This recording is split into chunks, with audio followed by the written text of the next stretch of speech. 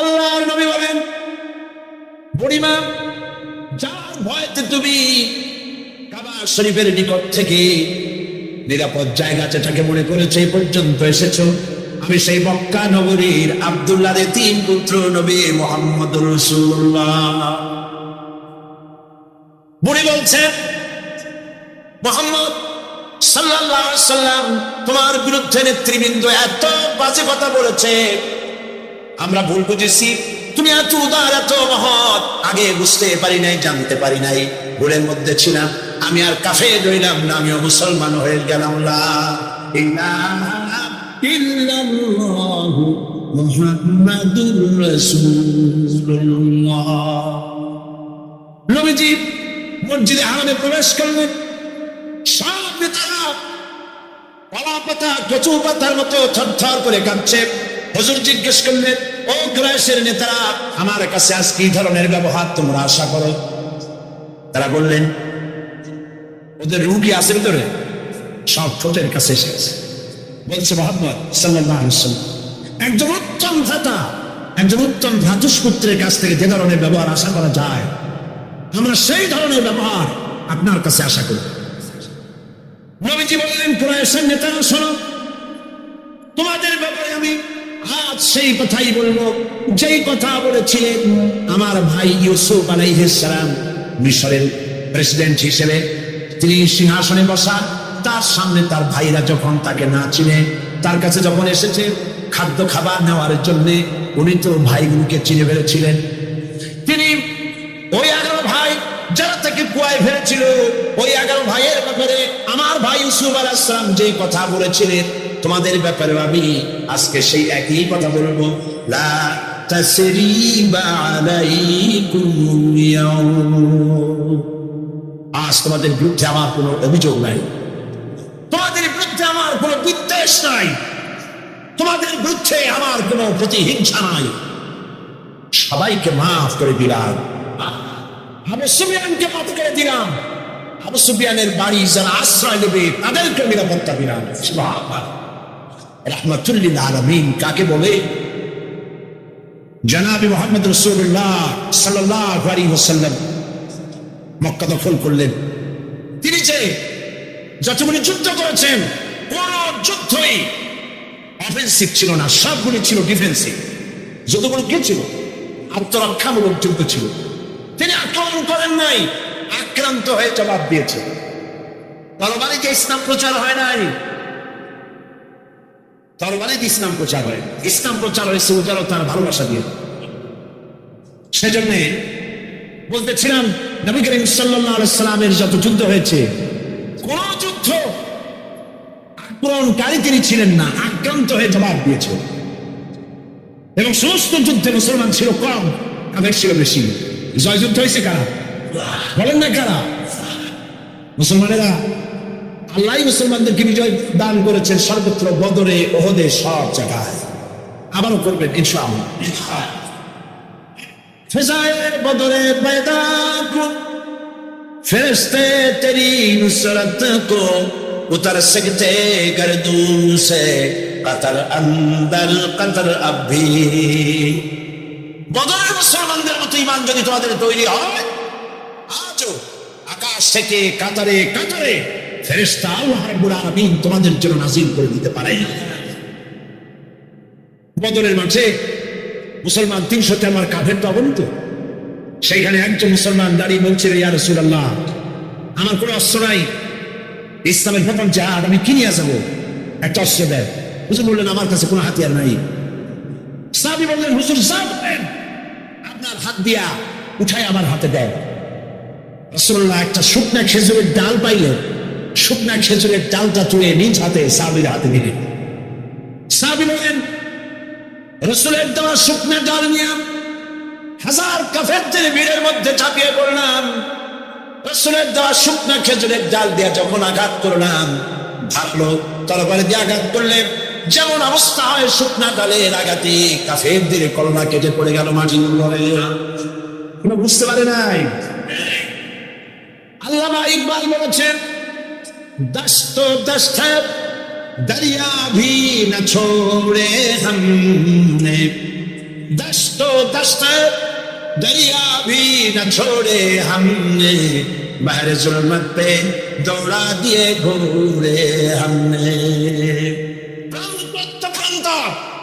শ্রাবণে উত্তাল তরঙ্গমালার উপর দিয়ে টাইগ্রিসের বুক ছাপায়া অশ্ববাহিনী সাথে করে নিয়ে আমরা দরিয়া পাড়ি দিয়ে দরিয়ার উপরে আফ্রিকার ভূখণ্ডে গিয়ে ইসলামের পতাকা উড্ডীন করেছি সেই মুসলমান সাদ বিন আবি ওয়াক্কাস রাদিয়াল্লাহু তাআলা ৬০,০০০ সৈন্য নিয়ে পারস্যের বহরাস নগর অবরোধ করে দরিয়া পাড়ি দিয়ে পার যাবে বললেন সাহাবীরা সামনে দরিয়া পারাপারের জন্য কোন ব্যবস্থা নাই কি করতে চাও ইসলাম দরিয়ার এপারে থাকবে না ওপারেও নিবা সাহাবীরা বললেন আপনি যেভাবে নির্দেশ করবেন সেনাপতি আমরা তাই করব তিনি বললেন প্রস্তুত হও অশ্ববাহিনী উষ্ট্রারোহী তীরন্দাজ তরবারিওয়ালা যে যে অবস্থা আছো আমার সাথে দরিয়া যাবা এখন অন্ধকার রাত দরিয়ায় উত্তল ঢেউ চলছে এই ঢেউয়ের মধ্য দিয়ে অশ্বারোহী উষ্ট্রারোহী ৬০,০০০ সৈন্যের নেতৃত্ব দিচ্ছেন সাদ বিন আবি ওয়াক্কাস বললেন পড়ো আমার সাথে নাস্তাঈনু বিল্লাহি ওয়া নাতাওয়াক্কালু ওয়া নাতাওয়াক্কালু আলাইহি হাসবুনাল্লাহু নি'মাল ওয়াকিল নি'মাল মাওলা ওয়া নি'মান নাসীর ঐতিহাসিকরা লিখছেন ৬০,০০০ সৈন্য নিয়ে এই দরিয়া পাড়ি দিয়ে নদীর পারে চলে যাওয়ার পর তিনি জিজ্ঞেস করলেন সবাই তোমরা এসেছো কিনা রাতের আধারে সবাই বললেন সবাই খোঁজ খবর নিয়ে বলে দেখলেন একটা ঘোড়াও হারায় নাই একটা উট ডুবে যায় নাই একজন মানুষের হারায় যায় নাই একজন মানুষের হাতের তরবারিও দরিয়ার ঢেউ ছিটকায় নেয় নাই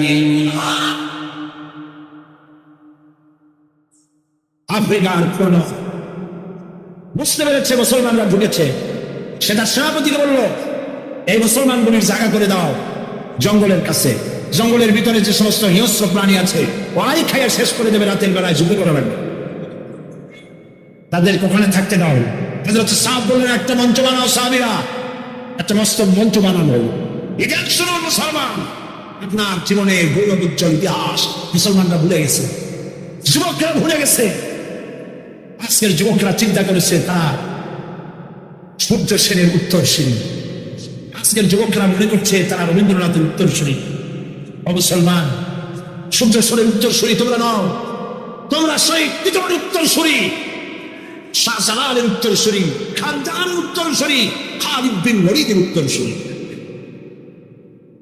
মঞ্চের উপরে উঠে দাঁড়ালেন মঞ্চ নির্মিত হয়ে গেল হযরত সাদ মঞ্চের উপরে দাঁড়িয়ে জঙ্গলের দিকে তাকিয়ে বললেন লক্ষ্য করুন আরে ভাই এত মানুষ আর তো পেশাব পায়খানা লাগতেই পারে আপনারা পথ ছেড়ে দেন তাহলে আপনাদেরই অসুবিধা হবে মঞ্চের উপরে দাঁড়িয়ে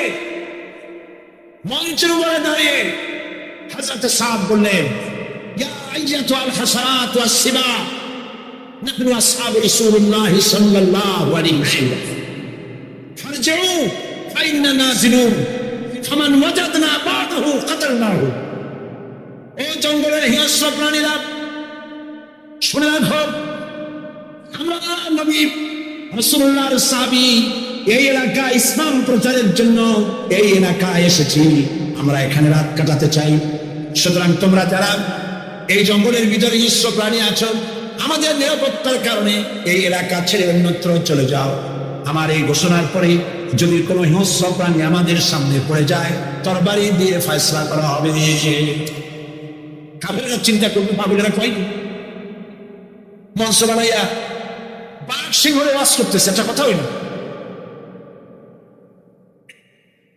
কাফেররা দেখলো হযরত সাদের বক্তৃতার পরে মানুষের চক্ষু বিস্ফারিত করে জঙ্গলের ভিতর থেকে সিংহের লাইনে সিংহ বাঘের লাইনে বাঘ সাপের লাইনে সাপ যার যার আন্দা বাচ্চা মুখে নিয়ে লাইন করে জায়গা ত্যাগ করে চলে গেল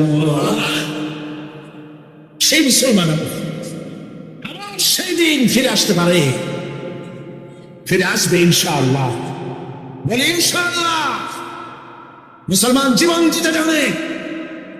দিতে জানে মুসলমান তাদের ঈমান নষ্ট করতে পারবে না আমরা আর কিছু পারবো না দেশে বসে দোয়া তো করতে পারবো না, তাও পারবো না কেন? দুদায়েভ, চেচনিয়ার প্রেসিডেন্ট দুদায়েভ, তিনি রাশিয়ার আক্রমণে যখন চেচনিয়া তছনছ হয়ে যাচ্ছিল, তখন তিনি একটা নিউজ ইন্টারনেটে পাঠিয়েছিলেন। দৈনিক ইনকিলাব পত্রিকায় সেই খবরটা ছাপা হয়েছিল। তিনি বলেছিলেন, ও পৃথিবীর মুসলমানেরা, রাশিয়া আমাদের মারতেছে, আমাদের খাবার নাই, পড়ার নাই, প্রতিদিন আমরা মরছি, তোমরা আমাদেরকে খাবার দিলে না, আমাদেরকে অস্ত্র দিলে না, আমাদেরকে টাকা দিলে না, আমাদেরকে কিচ্ছু দিলে না, আমাদের পক্ষে কথাও বললে না। ও পৃথিবীর মুসলমানেরা, আচ্ছা এইটুকুও কি করতে পারো না যে গভীর রাত্রে 2 রাকাত তাহাজ্জুদের নামাজ পড়ে আল্লাহর কাছে দুটি হাত উঁচু করে এই কথাও কি বলতে পারো না যে আল্লাহ, ও আল্লাহ, তুমি তো সেই আল্লাহ যে বদরের মাঠে ফেরেশতা দিয়ে সাহায্য করেছিলে, তুমি তো সেই আল্লাহ যে ফেরেশতা দিয়ে আরোহণে সাহায্য করেছিলে, ও আল্লাহ, তুমি দয়া করে সেই ফেরেশতাগুলি দিয়ে চেচনিয়ার মুসলমানদেরকে সাহায্য করো। ও পৃথিবীর মুসলমান, এইটুকু কি করতে পারো না আমাদের জন্য?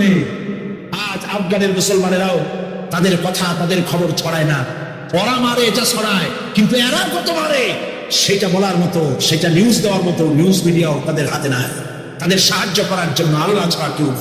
এই জন্য আজ প্রাণ ভরে দোয়া করতে হবে আফগানের মুসলমানদের জন্য। আমি বাংলাদেশের এক ছোট্ট ব্যক্তি, আল্লাহর এক নগণ্য গোলাম। আমি বিশ্বাস করি, মনে প্রাণে বিশ্বাস করি, আজ হোক কাল হোক,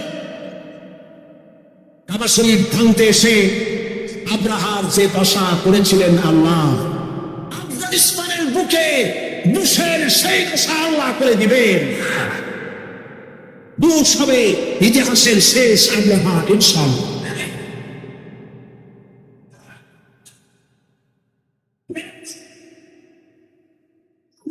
সেখানে আজ আমরা আমেরিকার মার্কিন যে হামলা মুসলমানদের উপরে হচ্ছে, আল্লাহ সাহায্য কামনা করব দোয়ার মাধ্যমে। যত মানুষ দাঁড়িয়ে আছেন রাস্তায়, যত মানুষ দাঁড়িয়ে আছেন আশেপাশে, সব দোয়ার জন্য বসে পড়বেন, মোনাজাত হবে। এত বড় মোনাজাত জীবনে আরেকটা পাবো কোন নিশ্চয়তা আছে?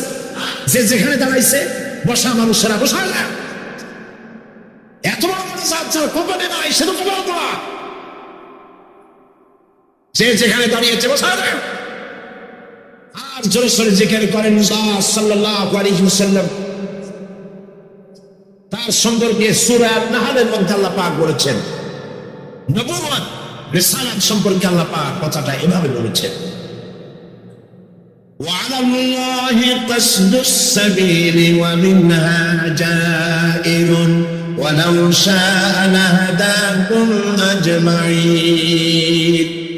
আর সোজা রাস্তা বলে দেওয়ার দায়িত্ব আমার, যেখানে রয়েছে অসংখ্য বাঁকা পথ, আর আমি ইচ্ছে করলে গোটা পৃথিবীর সমস্ত মানব মণ্ডলীকে হেদায়েত করে দিতে পারতাম।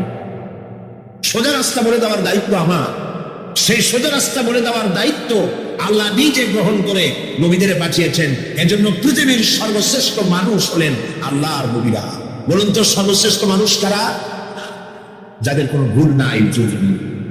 আজ লক্ষ লক্ষ জনতা সার্কিট হাউস ময়দানে পকেটের পয়সা খরচ করে এখানে এসেছে, ঠিক কিনা বলুন? বাস ভাড়া, ট্রাক ভাড়া দেওয়া হয়েছে, রিক্সা ভাড়া দেওয়া হয়েছে, মাহফিলের পরে খেতে দেওয়া হবে শিবির, এমন কোনো কথা বলেছে? নিজের পয়সা খরচ করে জানতে এসেছি এমন একটি মানুষকে যিনি আমাদের বাংলাদেশি নন। মুহাম্মদ সাল্লাল্লাহু আলাইহি ওয়াসাল্লাম বাংলাদেশি, তিনি, তার গায়ের রং আমাদের রঙের মতো, তিনি আমাদের ভাষায় কথা বলতেন, তিনি আমাদের রক্ত সম্পর্কীয় আত্মীয়দের মধ্যে কেউ। তাহলে রক্ত সম্পর্কীয় আত্মীয়দের মধ্যে কেউ নন, আমার দেশের মানুষও নন, আমার রঙেরও নন, আমার ভাষারও নন। অথচ এই ব্যক্তির জন্য লাখো লাখো জনতা ঢল নেমেছে সার্কিট হাউস ময়দানে। এই ঢল নেমেছে কি সাইদিকে দেখার জন্য? নিশ্চয়ই নয়। আজকের এই ঢল নেমেছে বিশ্বনবী মুহাম্মদ রাসূলুল্লাহ সাল্লাল্লাহু আলাইহি ওয়াসাল্লামকে জানার জন্য। কেন এই আগ্রহ? আচ্ছা, এই আগ্রহ কি শুধুমাত্র খুলনার মানুষের? না, গোটা বিশ্বের সমস্ত মানুষের মুহাম্মদ সাল্লাল্লাহু আলাইহি ওয়াসাল্লামের প্রতি আগ্রহ। কারণ দুনিয়ায় যত নেতা এসেছেন সমস্ত নেতা কথা বলেছেন, সংগ্রাম করেছেন নিজের দেশের জন্য, সংগ্রাম করেছেন, লড়াই করেছেন, জেল খেটেছেন, কষ্ট করেছেন, রক্ত গড়ে গেছেন নিজের দলের জন্য, দেশের জন্য, নিজের ভাষার জন্য, নিজের আঞ্চলিক এলাকার জন্য। ঠিক কিনা বলেন?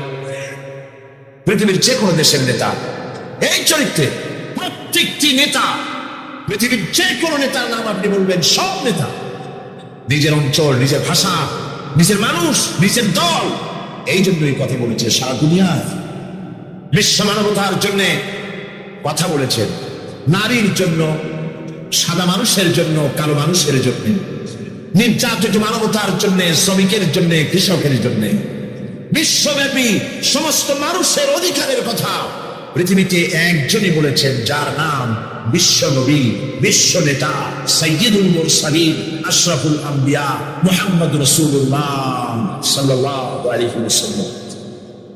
আপন চরিত্র মাধুর্য দিয়ে পৃথিবীকে তিনি জয় করেছেন। তিনি যুদ্ধ করে পৃথিবীকে জয় করেননি, যুদ্ধ করে মানুষকে পদানত করেননি। তিনি মানুষের মন জয় করেছেন, মানুষকে আকর্ষণ করেছেন অনুপম চরিত্র মাধুর্য দিয়ে। আল্লাহর নবী মুহাম্মদ রাসূলুল্লাহ, সবাই বলেন সাল্লাল্লাহু আলাইহি ওয়াসাল্লাম, তার চরিত্রের প্রতি আকৃষ্ট হয়েছে গোটা বিশ্ব। আল্লাহ পাক নিজেই যার চরিত্রের সার্টিফিকেট দিচ্ছেন। আল্লাহ রাব্বুল আলামিন বলেন, ওয়া ইন্নাকা লাআলা খুলুকিন আযীম। নবী হে, আপনি হচ্ছেন মহান চরিত্রের অধিকারী। সুবহানাল্লাহ বলবেন না? কে দিচ্ছেন এই সার্টিফিকেট? কে দিচ্ছেন? ও নবী, আপনি মহান চরিত্রের অধিকারী। খুলুকিন আযীম। আযীম কাকে বলে? আরবিতে চওড়া জিনিসকে বোঝাবার জন্য বলা হয় আরিফ, গভীরতাকে বোঝাবার জন্য আরবিতে বলা হয় আবিক। কিন্তু যে চওড়া মাপা যায় না, কত চওড়া মাপার মতো কোনো ফিতা নাই, কত গভীর তা মাপার মতো কোনো যন্ত্র নাই। এত সীমাহীন চওড়া, সীমাহীন গভীর যে জিনিস, তাকেই বলা হয় আযীম। নবী হে, আপনি এমন মহান চরিত্রের অধিকারী যা পৃথিবী কেউ মেপে গুলাতে পারবে না। সুবহানাল্লাহ। এই সার্টিফিকেট দিচ্ছেন আল্লাহ রাব্বুল আলামিন নিজে। পৃথিবীর মধ্যখানে আল্লাহ তাকে পাঠালেন। শৈশব, কৈশোর, যৌবন কাটালেন যে মানুষদের মধ্যে, তারা তাকে আল আমিন বলল, সত্যবাদী বলল, বিশ্বাসী বলল। জীবনে একটি মিথ্যে কথা বলেননি। আপনারা বলেন এইটা কত বড় কথা, এইটা কত বড় কথা। সারা জীবনে একটি মিথ্যে কথা উচ্চারণ করেননি মুখ দিয়ে। সুবহানাল্লাহ বলবেন না? কাউকে ঠকাননি, কাউকে প্রতারণা করেননি, কাউকে নিন্দা করেননি, কাউকে গালমন্দ করেননি, পরচর্চা, পরনিন্দা করেননি, কাউকে ব্যথা দেন। সারা জীবন অন্যের ব্যথা শুনে ব্যথা মুছেছেন দুই হাতে, নিচে ব্যথা পেয়েছেন, কাউকে ব্যথা দেন নাই। বিশ্বনবী মুহাম্মদ সাল্লাল্লাহু আলাইহি ওয়াসাল্লাম। আল্লাহ পাক এই সুন্দর মানুষটিকে, এই মহান মানুষটিকে পৃথিবীতে পাঠালেন কি জন্য? আল্লাহ রাব্বুল আলামিন কোরআনে কারীমের ভিতরে পরিষ্কার করে বলেছেন, হুয়াল্লাযী আরসালা রাসূলাহু বিল হুদা ওয়া দীনিল হক লিইয়ুযহিরাহু আলাদ দীনি কুল্লিহি ওয়া লাহু কারিহাল মুশরিকুন। আল্লাহ হচ্ছেন তিনি যিনি তার রাসূলকে দ্বীন হক, সত্যের বিধান সহকারে পৃথিবীতে পাঠিয়েছেন, এই জন্যে যাতে করে তিনি সমগ্র বিশ্বের মানুষের উপরে আল্লাহর আদর্শ, আল্লাহর ইসলামকে বিজয়ী করে দেন। তাতে যদিও তাতে এ বিষয় কাফেরদের কাছে অসহনীয়, কাফেরদের কাছে তার যতই অসহনীয় হোক, আল্লাহ পাক নবীকে জন্য পাঠিয়েছেন পৃথিবীর মানব রচিত সকল মতবাদের উপরে আল্লাহ পাকের নবী বিজয়ী করে দেবেন। কোনটাকে? আপনারা শুনতেছেন না বোধহয় ঠিক মতো? কোনটাকে? ইসলাম। ইসলামকে বিজয়ী আদর্শে পরিণত করার জন্য আল্লাহ পাক তার রাসূলকে পৃথিবীর বুকে পাঠালেন। নবী করিম সাল্লাল্লাহু আলাইহি ওয়াসাল্লাম দ্বীনের দাওয়াত শুরু করেছেন। 40 বছর বয়সের সময় নবুয়ত পেলেন। উতর কর গারে রাসে সোয়ে কওম আয়া, উতর কর গারে রাসে সোয়ে কওম আয়া, और एक नुस्खे की भी सतलाया। হেরা পাহাড় থেকে নবী করিম সাল্লাল্লাহু আলাইহি ওয়াসাল্লাম নেমে আসলেন, হাতে আনলেন পরশ পাথর। সেই পরশ পাথরের নাম হচ্ছে কোরআন শরীফ। সুবহানাল্লাহ। এই পরশ পাথরের সংস্পর্শে যারাই এলো, আল্লাহ রাব্বুল আলামিন তাদেরকে সোনা, লোহাগুলিকে সোনা বানায় দিলেন, কয়লার খণ্ডগুলিকে হীরক খণ্ডে পরিণত করে দিলেন। নবী করিম সাল্লাল্লাহু আলাইহি ওয়াসাল্লাম কাবা শরীফের পাশে বসে তেলাওয়াত করছেন। আবু জাহেল, আবুল হাবরা, যারা মুহাম্মদ সাল্লাল্লাহু আলাইহি ওয়াসাল্লামকে বলতো আল আমিন, বলতো সাদেক বলতো, তারা এখন আর এই সম্বোধন করতে রাজি নয়। তারা বুঝতে পেরেছে তাদের আদর্শের দিন শেষ, তাদের নেতৃত্বের দিন শেষ। মুহাম্মদ সাল্লাল্লাহু আলাইহি ওয়াসাল্লাম নতুন এক আদর্শ নিয়ে এসেছেন, এই আদর্শের কাছে যেন কেউ না যেতে পারে। সেই জন্য তারা বলল মুহাম্মদ সাল্লাল্লাহু আলাইহি ওয়াসাল্লাম পাগল হয়ে গেছে। বলেন নাউজুবিল্লাহ। নবী করিম সাল্লাল্লাহু আলাইহি ওয়াসাল্লামকে পাগল বলা হলো। রাসূলকে যদি পাগল বলা হয়, আঘাত লাগে কোথায়? আল্লাহর অস্তিত্বে আঘাত। ওরা মুহাম্মদ সাল্লাল্লাহু আলাইহি ওয়াসাল্লামকে পাগল বলল, আল্লাহ পাক জবাব দিবেন। আল্লাহ রাব্বুল আলামিন কাফিরদের এই গালির জবাবে আল্লাহ পাক শোনায় দিলেন, ওয়া মা সাহিবুকুম বিমাজনুন, তোমাদের সাথী পাগল নয়। তোমাদের সাথী সারা জীবন তোমরা যার সাথে ছিলে, পাগলামের কি দেখবে? আসল পাগল কারা খুব শীঘ্রই প্রতীয়মান হবে, সকলের সামনে স্পষ্ট হবে। প্রিয় ভাই সব, হজের মৌসুম এলো। মুহাম্মদ সাল্লাল্লাহু আলাইহি ওয়াসাল্লাম কাবা শরীফের পাশে বসে তেলাওয়াত করছেন। কখনো তার নাম চতুর্দিকে ছড়ায় নাই। ওরা ছড়াচ্ছে পাগল বলে, জেনে ধরা রুগী বলে, কাহেল বলে, সাহের বলে, গণক, জাদুঘর, পাগল, এইসব ছড়াচ্ছে। আর আল্লাহ পাক বলছেন, ওরাফানা লাকা যিকরা, ওরাফানা লাকা যিকরা। ও নবী, আপনার প্রশংসার দিগন্তকে বিশ্বব্যাপী উন্মোচিত করে দেব আমি, আল্লাহ রাব্বুল আলামিন। দেখেন আল্লাহর হিকমত। নবীর নাম, তখন তো রেডিও নেই, ওই যুগটা চিন্তা করেন। রেডিও নাই, টেলিভিশন নাই, পত্রপত্রিকা নেই, ক্যাসেট নাই, ভিসিডি নাই, সিডি নাই, ভিডিও নাই। এক জায়গার খবর আর এক জায়গায় পৌঁছলে বহুদিন লেগে যায়। আল্লাহর কুদরত দেখুন প্রচারে। হজের মৌসুমে সিরিয়া থেকে, ওমান থেকে, ইয়েমেন থেকে, বাহরাইন থেকে, কুয়েত থেকে, চতুর্দিক থেকে লোকেরা এসেছে হজের মৌসুমে। মুহাম্মদ সাল্লাল্লাহু আলাইহি ওয়াসাল্লাম তেলাওয়াত করছেন কাবার পাশে বসে। আবু জাহেল তাবুতে তাবুতে গিয়ে বলছে, এই লোকেরা শোনো, আমাদের দেশে একটা জেনে ধরা রোগী, হাত পাগলা টাইফয়েড রোগ, নাম তার মুহাম্মদ। বলেন নাউজুবিল্লাহ। ও গালি দিয়ে শোনাচ্ছে, লোকটি পাগল হয়েছে, বলেছে দেখা যায় কি যেন পড়তেছে, তার কাছেও যাবে না, শুনবাও না কি বলে। এরা তো নাম জানতো না, আবু জাহেল নামটা শুনাই দিয়ে আসে। লোকেরা মনে করলো এরা হলো কুরাইশদের নেতা। পাগল পাগলের কাছে যেতে নিষেধ করেছে, কি বলে তা শুনতে নিষেধ করেছে। ঠিক আছে, শুনবো না। কানের মধ্যে 2 আঙ্গুল ঢুকাই দিছে, কিন্তু পাগলটা কেমন তা তো একটু দেখে আসে। এরা পাগল দেখতে গিয়েছে। আবার পাশে এসে নবীজি 4 মোবারকের উপরে যখন নজর পড়েছে, নিজেদের মুখ থেকে বেসাফতা স্বাগতোক্তি নিজেদের মুখ থেকে বেরিয়ে গেল। পাগল কি এত সুন্দর হয়? আমরা তো পাগল দেখেছি আমাদের দেশে, মাথার চুল থাকে উস্কো খুস্কো, দাঁতে থাকে ময়লা, জামার গুলো নিচেরটা থাকে উপরে, কাপড় চোপড় অবিন্যাস। পাগল তো আমরা দেখেছি। এত সুন্দর মানুষ, আর কি কোনোদিন পাগল হতে পারে? কত সুন্দর। যার কথা আপনারা শুনতে এসেছেন, গৌতম বুদ্ধ বলেন, শ্রীকৃষ্ণ বলেন, কনফুসিয়াস বলেন, জরথুস্ট্র বলেন, গুরু নানক বলেন, পৃথিবীর কোন নেতার জীবন ইতিহাস ঐতিহাসিক ভিত্তি নাই। জীবনের 2-4টা ঘটনা আছে মাত্র, আর কিছু নাই। টেস্ট করুন, পড়েন, পড়াশোনা করুন। পৃথিবীর যত নেতা আছে সমগ্র জীবনের কাহিনী খুঁজে পাওয়া যাবে না।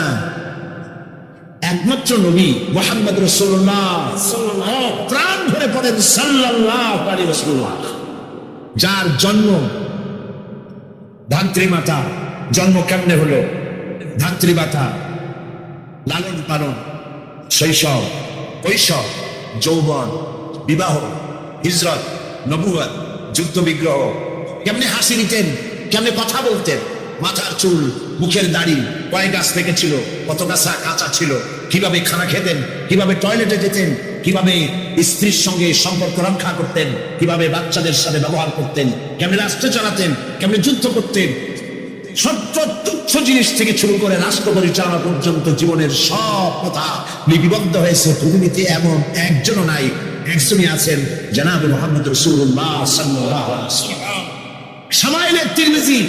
শামাইলে তিরমিজি বাংলা হয়ে গেছে, মেহেরবানি করে পড়েন, মেহেরবানি করে পড়েন, পড়ে দেখুন রাসূলুল্লাহর জীবনে কেমনে খানা খাইতেন, কেমনে হাঁটতেন, কেমনে বসতেন, কেমনে হাসতেন, কেমনে কাঁদতেন, সব লিপিবদ্ধ হয়েছে, কোনো কথা বাদ করে নেই। সুবহানাল্লাহ।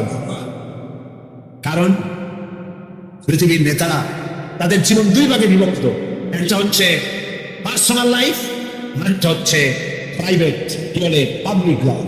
পাবলিক ক্যারেক্টার, পার্সোনাল ক্যারেক্টার, চরিত্রটা দুই রকম, ব্যক্তিগত চরিত্র আর মানুষের সামনে দেখাবার মতো আরেকটা চরিত্র। নবী করিম সাল্লাল্লাহু আলাইহি ওয়াসাল্লামের চরিত্র এরকম ছিল না। কোন নেতা এই সাহস করবে না তার স্ত্রীকে বলা, স্ত্রীর কাছে তার স্বামীর সমস্ত দুর্বলতা স্ত্রীর জানা থাকে, কথা ঠিক কিনা? কে সাহস করবে তার ড্রাইভারকে বলবে, তার স্ত্রীকে বলবে, তার বন্ধুদেরকে বলবে, আমার ছাত্র জীবন থেকে শুরু করে এই পরিণত বয়স পর্যন্ত যা যা যেখানে যা করেছি দিনে রাত্রে সব বলে দাও মানুষের কাছে? পারবেন? পারবেন? বিশ্বনবী মুহাম্মদ রাসূলুল্লাহ সাল্লাল্লাহু আলাইহি ওয়াসাল্লাম আল্লাহর নবী সাহাবায়ে কিরামদের বলেছেন, ও আমার সাহাবীরা, দিনের আলোতে আমার ভিতরে যে আচরণ তোমরা দেখতে পাও, রাতের আধারে আমার ভিতরে যে আচরণ তোমরা দেখতে পাও, ও আমার স্ত্রীরা, রাতের আধারে কপাট বদ্ধ রুমের ভিতরে আমার যে আচরণ দেখতে পাও, বদ্ধ দরজার বাইরে দিনের বেলায় রাতের বেলায় যে আচরণ আমার দেখতে পাও, যে চাল চলন দেখতে পাও, সবকিছু খুলে খুলে মানুষের সামনে বলে দাও। এরকম আসতে বলেন সুবহানাল্লাহ। এই হলেন বিশ্বনবী, এই হলেন বিশ্বনবী। ফাইনা তাযহাবুন, ও মুসলমানেরা, আসল নেতা থুইয়া কোন নেতার পিছনে দৌড়াও? হায়রে কপাল পোড়া মুসলমান, তোমার নেতা আমার নেতা, সাতামাতা সাতামাতা, এইসব নাই। সে তোমার নেতা আমার নেতা বিশ্বনবী মুস্তাফা সাল্লাল্লাহু আলাইহি ওয়াসাল্লাম, তোমার নেতা আমার নেতাকে।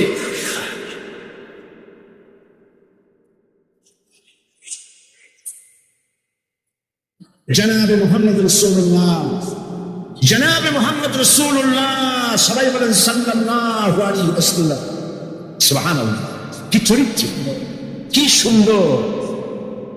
হযরত আনাস রাদিয়াল্লাহু তাআলা আনহু 8.5 বছরের কিশোর, একেবারে বাচ্চা না, 8.5 বছরের কিশোর মুহাম্মদ সাল্লাল্লাহু আলাইহি ওয়াসাল্লামের খেদমতে নিয়োজিত হয়েছেন। আপনারাই বলেন, 8.5 বছরের ছেলে, সে কি সব কথা বোঝে? তার যদি বলা হয় গরম পানি আনো, সে তো ফ্রিজের পানি নিয়ে আসবে, বুঝতে পারবে না। স্যান্ডেল আনো, আনবে জুতা, বিছানা বিছাও, বিছানা উঠায় দেবো, ছোট্ট মানুষ তো, ভুল হইতেই পারে। সে আনাস রাদিয়াল্লাহু তাআলা আনহু কি বলছেন রাসূল সম্পর্কে? আহারে, হযরত আনাস বলেন, 8.5 বছর বয়স থেকে নিয়ে একটানা 10 বছর পর্যন্ত নবী মুহাম্মদ রাসূলুল্লাহ সাল্লাল্লাহু আলাইহি ওয়াসাল্লামের খাদেম হিসেবে হুজুরের সাথে থাকার সৌভাগ্য আমার হয়েছিল। 10টি বছরের ভিতরে একটি বারের জন্য আল্লাহর নবী আমাকে চোখ রাঙাইয়া ধমকের সুরে একবারও বলেন নাই, আনাস এটা কেন করেছো, তোমরা এটা কেন করো নাই। সে হযরত আনাস বলেন, একবার নিয়ে গেলাম রাসূলকে আমার বাড়ি দাওয়াত খাইব। রাসূল আমার বাড়িতে খানা খেয়ে বাইরে বেরিয়েছেন, ওটা ছিল পূর্ণিমার রাত। আমার মা বাইরে এসে একবার পূর্ণিমার চাঁদের দিকে তাকান, আর একবার রসুলের চেহারার দিকে তাকান, বারবার তাকাতাকি করছে। আমি প্রশ্ন করলাম, মা পূর্ণিমার চাঁদ আর রসুলের চেহারায় বারবার তাকাইয়া দেখো। মা আমার বললেন, আমি পূর্ণিমার চাঁদ আর রসুলের চেহারার সঙ্গে কম্পেয়ার করতেছিলাম, তুলনা করতেছিলাম। আমার মনে হলো নবীজি যখন ঘরের থেকে বাইরে নেমেছে, নবীজির চেহারার সামনে, নবীজির চেহারার সৌন্দর্যের সামনে পূর্ণিমার চাঁদ যেন ম্লান হয়ে গিয়েছে। পূর্ণিমার চাঁদের মধ্যে কলঙ্ক কালিমা আছে, আল্লাহ নবীর চেহারার ভিতরে কোনো কালিমা দেখতে পেলাম না। রাসূলুল্লাহ এই চেহারা দেখে বিভিন্ন দেশ থেকে আগত কাফেরেরা হুজুরের চেহারা দেখে পাগল হয়ে গেছে। তারা নিজেরাই বলতেছে, পাগলের শুরুতে এরকম হয় নাকি? অসম্ভব, নিশ্চয়ই লোকটি পাগল নয়। আচ্ছা কি বলে শুনি। কানের মধ্যে তো আঙ্গুল দেওয়া ছিল, আঙ্গুল বাইর করে বেড়াচ্ছে। নবীজি তেলাওয়াত, রাসূলুল্লাহ তেলাওয়াত করছেন।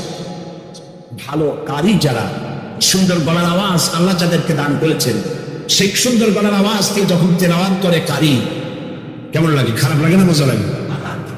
এই যে আব্দুর রহমান আস-সুদাইস, শেখ আব্দুর রহমান আস-সুদাইস, ইমাম খতিব মসজিদুল হারাম মক্কা আল মুকাররমা, আব্দুর রহমান আল হুজাইফি, ইমাম খতিব মসজিদ আন-নববী আশ-শরীফ মদিনা আল মুনাওয়ারা। সুবহানাল্লাহ। এইসব কারীদের তেলাওয়াত কেমন লাগে? কারি আব্দুস সামাদ আব্দুল বাসিত, একজন আমেরিকান আমাকে বলেছিল যে কারি আব্দুল বাসিত যখন তার মায়ের পেট থেকে দুনিয়া আসছিল, তার মাঝে কত কত কেজি মিশ্রি তারে খাওয়াইছিল, চিনি খাওয়াইছিল আল্লাহ। সুবহানাল্লাহ। সাধারণ মানুষের তেলাওয়াত শুনলে চোখকে অর্থ বোঝে না, চোখ দিয়ে পানি পড়তে থাকে। কোরআনের প্রতি যাদের মহব্বত আছে, অর্থ বোঝে না, চোখ দিয়ে পানি পড়ে। এ কোন সাধারণ কারি নয়। এখন তেলাওয়াত করতেছেন তিনি, যার উপরে কোরআন নাযিল হয়েছে। সুবহানাল্লাহ। আল্লাহর নবীর তেলাওয়াত কাফেরদের কানের মধ্য দিয়া কলিজার ভিতরে প্রবেশ করা শুরু করে দিয়েছে। বাইরের থেকে যে লোকগুলি আসলো, নবীজির মুখে তেলাওয়াত শুনে নিজেদের অজান্তি তাদের মুখ থেকে বেরিয়ে গেল, লা ইলাহা ইল্লাল্লাহ মুহাম্মাদুর রাসূলুল্লাহ। জোরে সরে বলেন, লা ইলাহা চাই, লা ইলাহা ইল্লাল্লাহ। আরো জোরে, লা ইলাহা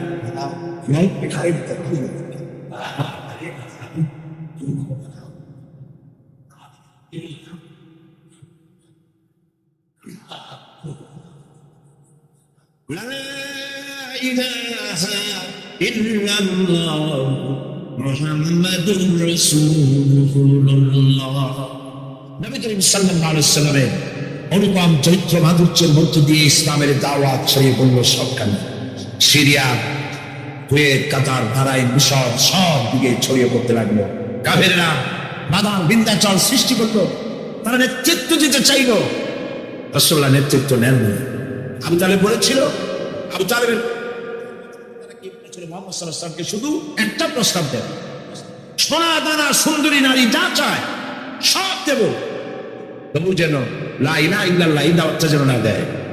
তাহলে বুঝলেন লা ইলাহা ইল্লাল্লাহ কত কি বিপ্লবাত্মক কথা। আমরা বুঝি না বলে আমাদের তো অ্যাকশন করে না, যারা শোনে না, যারা শোনে তাদের মধ্যেও অ্যাকশন করে না। মুহাম্মদ সাল্লাল্লাহু আলাইহি ওয়াসাল্লামের কাছে যখন এই প্রস্তাব গেল, প্রস্তাব তিনি মেনেছিলেন? মেনেছিলেন। আল্লাহর নবী বলেছিলেন, চাচা আবু তালেব নেতৃবৃন্দকে শুনিয়ে দেন, সোনা দানা টাকা পয়সা তো দূরের কথা, যেটা তারা দিতে পারবে না, তাও যদি তারা দিতে পারে আকাশের ওই সূর্যটা এনে যদি ওরা মুহাম্মদ সাল্লাল্লাহু আলাইহি ওয়াসাল্লামের হাতে, ডান হাতে উঠায় দেয়, আকাশের এই পূর্ণিমার চাঁদটা ধরে এনে ওরা যদি মুহাম্মদ সাল্লাল্লাহু আলাইহি ওয়াসাল্লামের বাম হাতে তুলে দেয়, এর বিনিময়ে আল্লাহর নবী মুহাম্মদ রাসূলুল্লাহ সাল্লাল্লাহু আলাইহি ওয়াসাল্লাম এক মুহূর্তের জন্য তাওহীদের দাওয়াত বন্ধ করে দেবে না। আমি এসেছি পৃথিবীর বুকে ইসলামকে বিজয়ী করার জন্য। আল্লাহ পাক তার রাসূলকে সাহায্য করলেন, 13 বছর মক্কায় থেকে লোক তৈরি করলেন। বন্ধুরা, ইসলাম শুধু নামাজ, রোজা, হজ, যাকাত সর্বস্ব নয়। ইসলাম কমপ্লিট গোল। এটা হলো পূর্ণাঙ্গ জীবন বিধান, যা মানুষের জীবনের সবটাকে কন্ট্রোল করে। এটা বুঝতে চায় না ধর্মনিরপেক্ষবাদীরা। আল্লাহ তৈরি করেছেন ইসলাম, শয়তান তৈরি করেছে সেকুলারিজম। ধর্মনিরপেক্ষবাদ কে তৈরি করেছে? কে করেছে? শয়তান তৈরি করেছে। আর আল্লাহ সৃষ্টি করেছেন, তৈরি করেছেন মানবতার কল্যাণের জন্য ইসলাম। সমস্ত নবীদেরকে আল্লাহ পাক কিসের বলে পাঠাইছে, কি প্রচার করতে পারাইছে? বলেন, জবাব দেন, কি প্রচার করতে পাঠিয়েছে? ধর্মনিরপেক্ষ মতবাদ প্রচার করতে আল্লাহ যে নবীকে পাঠাইছেন সেই নবীর নাম বলেন। কোন নবীকে পাঠাইছেন? ধর্মনিরপেক্ষ মতবাদ প্রতিষ্ঠার জন্য পৃথিবীতে এসেছে শয়তান। কে এসেছে? কাজী ওদের কাছে ধর্ম হলো বিপদ, ধর্মনিরপেক্ষ মতবাদীদের কাছে ধর্ম হলো বিপদ।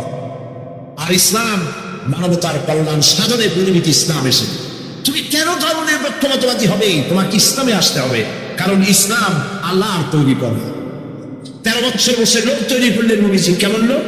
আবু বকর, ওমর, উসমান, আলী, আব্দুর রহমান বিন আউফ, আবু উবাইদা ইবনুল জাররাহ, খাব্বাব, খুবাইব, আম্মার রাদিয়াল্লাহু তাআলা আলাইহিম আজমাইন। এই সব সাহাবী সব তৈরি হয়ে গেল। এই পথে, ইসলাম প্রতিষ্ঠার পথে বাধা দিল বৃদ্ধরা, আর সহযোগিতা করলো যুবকেরা। তাও সুবহানাল্লাহ ইচ্ছা করল না। দেখেন নবীজি কি বলছে। আল্লাহ নবী বলছেন, উসীকুম বিশ-শাবাবি খায়রা ফাইন্নাহুম আরাক্কু আফীদা লাকাদ বা'সানি আল্লাহু বিল হানিফিয়্যাতি সামহা ফাহালাফানি আশ-শাবাব ওয়া হালাফানি আশ-শাইব। ক্বালা নবী সাল্লাল্লাহু আলাইহি ওয়াসাল্লাম। আল্লাহ নবী বলেন, আমি তোমাদেরকে নসিহত করছি, যুবকদের ব্যাপারে তোমরা কল্যাণকামী হবে, কারণ আল্লাহ রাব্বুল আলামিন উদারতা সহকারে এই পৃথিবীতে দ্বীন প্রতিষ্ঠার জন্য আমাকে পাঠিয়েছেন। এ ব্যাপারে আমাকে সাহায্য করেছে যুবকেরা, আর বিরোধিতা করেছে বুড়োরা। যুবক এরাই আমাকে সাহায্য করেছে। দেখেন বিরোধিতা যারা করলো তাদের বয়স কত? আবু জাহাল, আবু লাহাব, উতবা, সাইবা, মুগিরা, পুষ্টি সুদ্ধা সব 40 শুরু করল। এদের বয়স 40 উপর। আর যারা নবীকে সহযোগিতা করলেন, আবু বকর, ওমর, উসমান, আলী, আব্দুর রহমান বিন আউফ, জুবাইর ইবনুল আওয়াম রাদিয়াল্লাহু তাআলা আলাইহিম আজমাইন, সব 37, 26, 17, 8.5 এইরকম করছে। হযরত আলী যখন ইসলাম গ্রহণ করেন বয়স ছিল 8.5 বছর মাত্র। সুবহানাল্লাহ বলতে ইচ্ছা করে না। জুবাইর ইবনুল আওয়াম, আব্দুর রহমান বিন আউফ মাত্র 17 বছরের যুবক। ওমর রাদিয়াল্লাহু তাআলা মাত্র 26 বছরের টকবকে ভরা যুবক। যুবকরা সাহায্য করেছে, বুড়োরা বিরোধিতা করছে।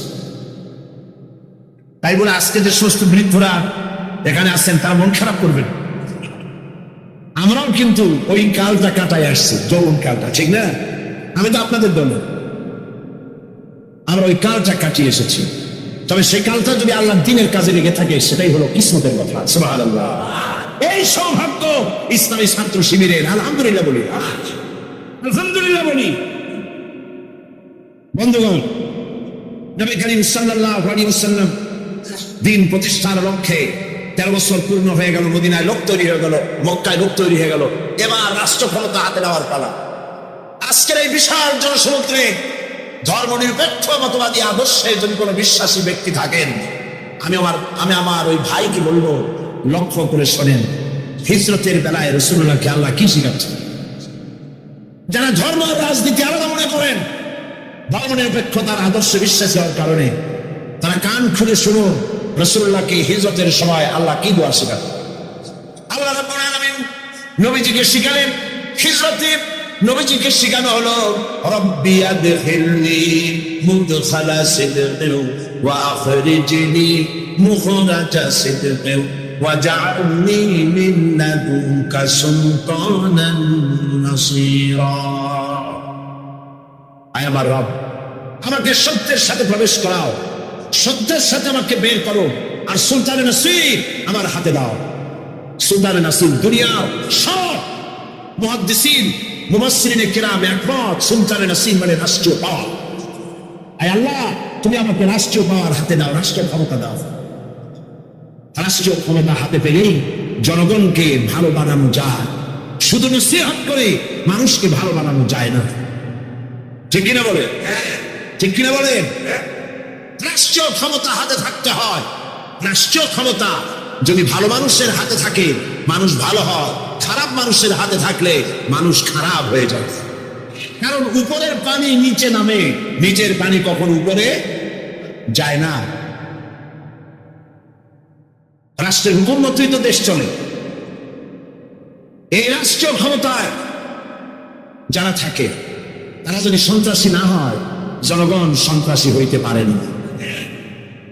রাষ্ট্রীয় ক্ষমতায় যারা থাকে তারা যদি দুর্নীতিবাজ না হয়, তাহলে জনগণও দুর্নীতিবাজ হইতে পারে না। রাষ্ট্রীয় ক্ষমতায় ভালো মানুষ যদি যায় তাহলে দেশ ভালোভাবে চলতে পারে। ঠিক কিনা?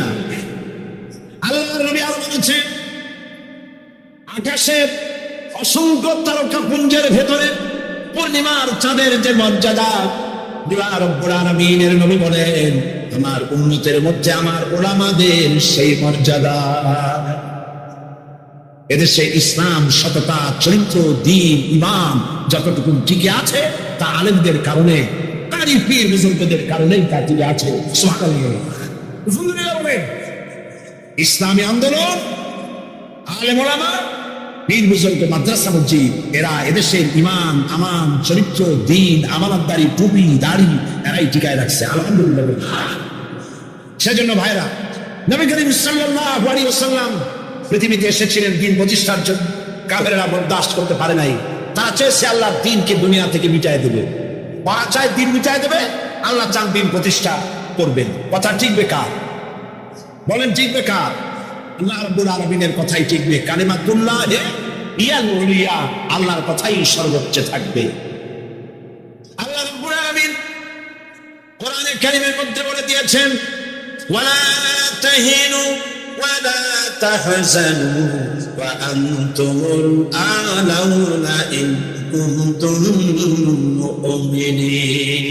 কোন ভয় নাই, কোন চিন্তা নাই, যদি তোমরা মুমিন হও আমি আল্লাহ রাব্বুল আলামিন তোমাদেরকে জয়ী করে দেব। বিজয় তোমরাই লাভ করবে। নবী করিম সাল্লাল্লাহু আলাইহি ওয়াসাল্লাম হিজরত করলেন, মক্কা শরীফ থেকে মদিনায় চলে এলেন। তিনি আজ মদিনা স্টেটের প্রেসিডেন্ট। সুবহানাল্লাহ বলেন। রাতের আধারে এসেছেন, রাতের আধারে এসেছেন। একজন মানুষ সাথে নেই। আজ রাসূলুল্লাহ প্রেসিডেন্ট, বদরের বিজয় হয়েছে, হযরত মক্কার সময় এসেছে। রাসূলুল্লাহ মক্কা দখলের জন্য যাচ্ছেন। সাথে আজ কত লোক? 10,000। কয় হাজার? 10,000 সেনাবাহিনী সাহাবীদের সাথে নিয়ে চলেছেন। হাতে 10,000 তরবারি চকমক করছে। মক্কার পাশে এসে যখন পৌঁছে গেছেন, আরে যে ব্যক্তি রাতের আধারে একজন মানুষ সাথে নিয়ে আত্মগোপন করে মদিনায় এলেন, আল্লাহ তাকে আজকে প্রেসিডেন্টের বেশে মক্কায় পৌঁছায় দিচ্ছেন। সুবহানাল্লাহ। আল্লাহকে বিশ্বাস করো। ঈসা আলাইহিস সালামকে যারা কুয়ার মধ্যে ভালাইছিল, কারা ভালাইছিল? ভাইরা, কুয়ার মধ্যে যারা ভালাইছিল তারা তো মনে করেছিল কুয়ায় ভালাই দিছি, এটা মরণ কুয়া। কিন্তু ওরা তো জানে না এটা। আমি গিয়ে বললাম, আমরা কাছে গিয়ে বললাম, ইয়া রাসূলুল্লাহ, হে আপনি কি আমাদের জন্য দোয়া করবেন না? আপনি কি আমাদের জন্য আল্লাহর কাছে সাহায্য প্রার্থনা করবেন না? আমরা তো মার খেতে খেতে মরে গেলাম, আমরা তো ক্ষুধার জ্বালায় মরে গেলাম, কাফেরেরা আমাদেরকে নির্যাতন করতেছে। তখন অবস্থা এমন ছিল, হযরত খাব্বাবকে তারা আগুনের উপরে চিৎ করে শোয়াছে। আংটা আগুন বিছায় দিয়া ওই আগুনের উপরে হযরত খাব্বাবকে শোয়া দিয়া হযরতে খাব্বাবের বুকের পরে পাথরে চাপা দিয়েছে যেন খাব্বাব নড়াচড়া করতে না পারে। হযরতে বিলালকে উটের পায়ের সাথে রশি লাগায়া উট তাড়াইছে। উট দৌড়াতে দৌড়াতে যখন হয়রান হয়ে গেছে আর দৌড়াতে পারে না, উটের পা থেকে বিলালকে খসায়া উত্তপ্ত মরুভূমির ভিতরে চিৎ করে ফেলে দিয়ে চতুর্দিকে কাফেরেরা দাঁড়িয়ে লোহার ডান্ডা দিয়া পিটাইছে আর বলেছে, বেলালে এখনো লাত মানাতের পরেই মানান। হযরত বিলাল তখন কোন রকম একটা আঙ্গুল আকাশের দিকে উঁচু করে বলেছেন, আহাদ আহাদ। হুজুর একজন বুড়া লোককে বলছিলেন, মিয়া তুমি তো বেহেশতে যাবা না, তুমি তো বুড়া মানুষ, তুমি তো বেহেশতে যাইতে পারবা না। লোকটা কান দিয়ে অস্থির হয়ে গেছে। রাসূল বলছেন যে বেহেশতে বুড়া মানুষ যাবে না, তাহলে তো আমার উপায়ই নাই। হুজুর বলছেন না, তুমি যখন বেহেশতে যাবে তুমি যুবক হয়ে যাবে। সুবহানাল্লাহ ওয়া বিহামদিহি। একজন কালো মানুষ হুজুর বলছেন যে কালো মানুষ বেহেশতে যাবে না, সে তো একদম কাঞ্জা হয়রান। হুজুর বলছেন দেখো তুমি যখন বেহেশতে যাবে তুমি কালো থাকবে না, তুমি সুন্দর সুশ্রী হয়ে যাবে। সুবহানাল্লাহ। জাহান্নামীরা ক্ষুধার যন্ত্রণায়, তৃষ্ণার যন্ত্রণায় আকাশের দিকে তাকায় থাকবে, উপরের দিকে তাকায় থাকবে, বলবে আরে যদি একটু বৃষ্টি হতো, মেঘ হতো। হঠাৎ করে দেখবে যে উপরে কালো মেঘ হয়ে গেছে, মনে করবে যে এবার বুঝি বৃষ্টি হবে, পানি পান করব। মেঘ তারা দেখতে পেল, মেঘের ভিতর থেকে অল্পক্ষণের ভিতরে গরম পানি পড়বে, এমন গরম পুঁজ, এমন গরম রক্ত পড়বে যেগুলি পান করলে পরে সঙ্গে সঙ্গে পেটের নাড়ি ভুলিয়ার কলিজা পিছনের দরজা দিয়া সব বেরিয়ে যাবে। নাউজুবিল্লাহ মিন যালিক। হে আল্লাহ, এই কঠিন অবস্থা থেকে তুমি আমাদেরকে হেফাজত করো। জোরে বলেন আমিন। সবাই বলেন আমিন। আমার ভাইয়েরা, তামসার ব্যাপার নয়। ও যুবক ভাইয়েরা, শিক্ষিত ভাইয়েরা, তামসা করার ব্যাপার না। দুনিয়ায় খেলতামাশা ফুর্তি করার জায়গা না। जगह जी लगाने के लिए ये दुनिया नहीं है, ये बरत की जा है तमाशा नहीं है। দুনিয়া উপদেশ গ্রহণ করার জায়গা, খেল তামাশা করার জায়গা না। এই পৃথিবীতে আল্লাহ রাব্বুল আলামিন বলেন নাফরমানি করলে পরে জাহান্নামে যাবেই, জাহান্নামে যেতে হবে। ওই জাহান্নামীদেরকে কি খেতে দেওয়া হবে? আল্লাহ পাক বলছেন শোনো, খেতে দেব কি? তুসফা মিন আইনিন আনিয়া, ফুটন্ত গরম পানি তাদেরকে পান করতে দেওয়া হবে। লাইসা লাহুম তাআমুন ইল্লা মিন দরিন, কাঁটা যুক্ত ঘাস তাদেরকে খেতে দেওয়া হবে। লা ইউসমিনু ওয়ালা ইউগনি মিন জু, এই খাবারে তাদের শরীর পরিপুষ্ট হবে না, আর ক্ষুধাও নিবৃত্ত হবে না। আমার বন্ধুগণ, এমন কঠিন জাহান্নামের অবস্থা থেকে মাপ পাওয়ার জন্য ইমানের জোশ আসতে হবে, ইমানদার হতে হবে, আর নাফরমানিকে ছেড়ে দিতে হবে। জাহান্নামে যখন মানুষদেরকে নিয়ে যাওয়া হবে, জাহান্নামীদেরকে, ইদা উলকু ফিহা সামিউ লাহা শাহীকান ওয়া হিয়া তাফুর, যখনই খোদাদ্রোহীদেরকে জাহান্নামের দিকে নিয়ে যাওয়া হবে, আজ তো খুব মাতবাড়ি, কত ভক্ত আছে, তারপরে কত শক্তি, কত কিছু, কিন্তু আল্লাহর দরবারে যখন হাজির হবে, কোনো শক্তি তখন কাজে লাগবে না, কোনো শক্তি কাজে লাগবে না। জাহান্নামে যখন তাদেরকে নিয়ে যাওয়া হবে, জাহান্নাম তখন গোসায় ফেটে পড়তে থাকবে, জাহান্নামের ভিতর থেকে গর্জন আসতে থাকবে। তাকাদু তামাইয়াজু মিনাল গায়জ, জাহান্নাম যেন গোসায় ফেটে পড়তে চাইবে। কুল্লামা উলকিয়া ফিহা ফাওজুন সাআলাহুম খাজানাতুহা আলাম ইয়াতিকুম নাযীর, জাহান্নামের পরিচালক বলবে, ও আল্লাহর বান্দা, কেন আজ জাহান্নামে আসলি, কেন দোজখে আসলি? আলাম ইয়াতিকুম নাযীর, তোর কাছে কি কোনো ভীতি প্রদর্শক কেউ যায় নাই? কোন নবীর কথা কি শোনো নাই? কোরআনের কথা কি শোনো নাই? হাদিসের কথা কি শোনো নাই? জাহান্নামে কেন এলি? এত বড় খারাপ জায়গা কেন আসলি? শোনো নাই কি কোনো ভয় দেখানো কেউ কি সব সতর্কবাণী শোনায় নাই? বেঈমানেরা বলবে, ক্বালু বালা ক্বাদ জাআনা নাযীর, হ্যাঁ আমাদের কাছে এসেছিল, আমাদের কাছে ভীতি প্রদর্শনকারী এসেছিল। ফাকাযযাবনা ওয়া কুলনা মা নাযালাল্লাহু মিন শাই, এসেছিল কিন্তু আমরা বলেছি বেটা মিথ্যে কথা বলে। জোরে কর নাউজুবিল্লাহ। বেটা মিথ্যে কথা বলে, কিসের বেহেশত কিসের দোজখ? খালি খালি দোজখের একটা ভয় দেখাইয়া দুনিয়ার এই টাটকা সুখগুলি নষ্ট করতে চায় এরা। পয়গম্বরদেরকে এরকম বলেছে, আর আলেমদেরকে যখন কোরআন হাদিস থেকে বলা হয় তখন বলে এরা জানি দোজখের কথা কইতে, দোজখ কিসের আর বেহেশত, সে তো এক অসভ্য উদ্যান। জোরে কর নাউজুবিল্লাহ। এমনি করে তারা তামসা করে। ওরা বলবে আমরা এসেছিল ভীতি প্রদর্শনকারী, আমরা মিথ্যে মনে করেছি, বলেছি ওটা মিথ্যে কথা, আর বলেছি আল্লাহ এই ধরনের কিছু নাজিল করেন নাই। জাহান্নামীরা বলবে, وقالوا لو كنا نسمع أو نعقل ما كنا في أصحاب السعير, আরে لو كنا نسمع, তার মানে হলো যদি আমরা শুনতাম অর্থাৎ মানতাম, যদি নবীর কথা মানতাম, কোরআনের কথা যদি মানতাম, আর যদি ভালো করে বুঝতাম, মা কুন্না ফি আসহাবিস সাইর, তাহলে আজকে এই জাহান্নামের কঠিন শাস্তি আমাদের লাভ পেতে হতো না, জাহান্নাম থেকে বেঁচে যেতে পারতাম। কি সর্বনাশ করলাম, বুঝি নাই, যা কিছু শুনেছি মানুষের কথা মতো শয়তানের ওয়াসওয়াসায় পড়ে তো ভুলই করলাম। সেদিন যতই আফসোস করা হোক না কেন, এই আফসোস কোনো কাজে লাগবে না। সুতরাং ওই জাহান্নামের কঠিন শাস্তি থেকে রক্ষা পাওয়ার জন্য, এই জাহান্নাম এত কঠিন, যার জন্য একজন মহিলা হাদিস শরীফে এসেছে, হুজুর সাল্লাল্লাহু আলাইহি ওয়াসাল্লামের কাছে এসে বলছে, হে আল্লাহর রাসূল, আমি জিনা করেছি, আমাকে শাস্তি দেন। ওই মহিলা জানে যে জেনার শাস্তি হলো তাকে প্রাণদণ্ড দিয়ে দেওয়া, সঙ্গে ছাড় করে দাও। মহিলা জানে।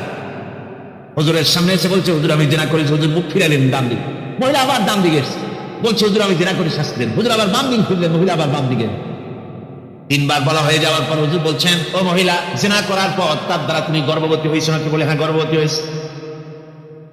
আল্লাহর নবী বললেন, মহিলা তুমি অপরাধ করেছো, কিন্তু তোমার গর্ভস্থিত সন্তান তো কোনো অপরাধ করে নাই, সুতরাং তোমার উপরে শরীয়তের হদ জারি করা যাবে না, ডেলিভারি হোক তারপরে বিচার হবে। মহিলা চলে গেল আফসোস করতে করতে যে আমার বিচার হলো না, যদি এর মধ্যে আমি মরে যাই তাহলে জেনা করেছি। দুনিয়ার শাস্তি তো সহজ, পাথর মেরে উড়িয়ে দেবে, সঙ্গে সার করবে না তো সহজ, কিন্তু কিয়ামতের ওই কঠিন জাহান্নামের আগুনে জ্বলতে পারবো না। মহিলাটি সন্তান ডেলিভারির পরে মহিলা চলে এসেছে রাসূলের কাছে, হুজুর এই সে আমার বাচ্চা ডেলিভারি হয়েছে, আপনি মেহেরবানি করে আমার উপরে হদ জারি করেন, শাস্তি দেন। আল্লাহর নবী বলেন, মহিলা তুমি অপরাধ করেছো, কিন্তু তোমার সন্তানের হক আছে, তোমার বুকের দুধ 2.5 বছর পর্যন্ত সে পান করবে, আমি তার হক নষ্ট করতে পারি না। মহিলা আবার চলে গেল কাঁদতে কাঁদতে, যদি এর মধ্যে মরে যাই। 2.5 বছরে যেতে পারে নাই, তার আগেই মহিলা ওই বাচ্চাটাকে কোলে নিয়ে হাতে একটা রুটি দিয়া হুজুরের কাছে আসছে। কত পেরেশানি দেখেন। মহিলা এসে বলেন, ইয়া রাসূলুল্লাহ, আমার এই বাচ্চা এখন দুধ ছেড়ে দিয়েছে, সে রুটি খাইতে পারে, হুজুর আর দেরি করবেন না, এই শাস্তি না নিয়ে যদি মরে যাই জাহান্নামের কঠিন আযাব আমি ভোগ করতে পারবো না। আল্লাহর নবী ওই মহিলাকে অর্ডার দিয়া দিলেন, একে বুক পর্যন্ত মাটির মধ্যে গেড়ে দিয়া চতুর্দিক থেকে পাথর নিক্ষেপ করো। মহিলাকে নিয়ে পাতাকে বুক পর্যন্ত মাটির ভিতরে গেড়ে দিয়া চতুর্দিক থেকে যখন পাথর নিক্ষেপ করা হচ্ছিল, রক্ত ছিটে এসে একজন সাহাবীর গায়ে পড়ায়। সাহাবী মহিলাকে ভৎসনা করলেন।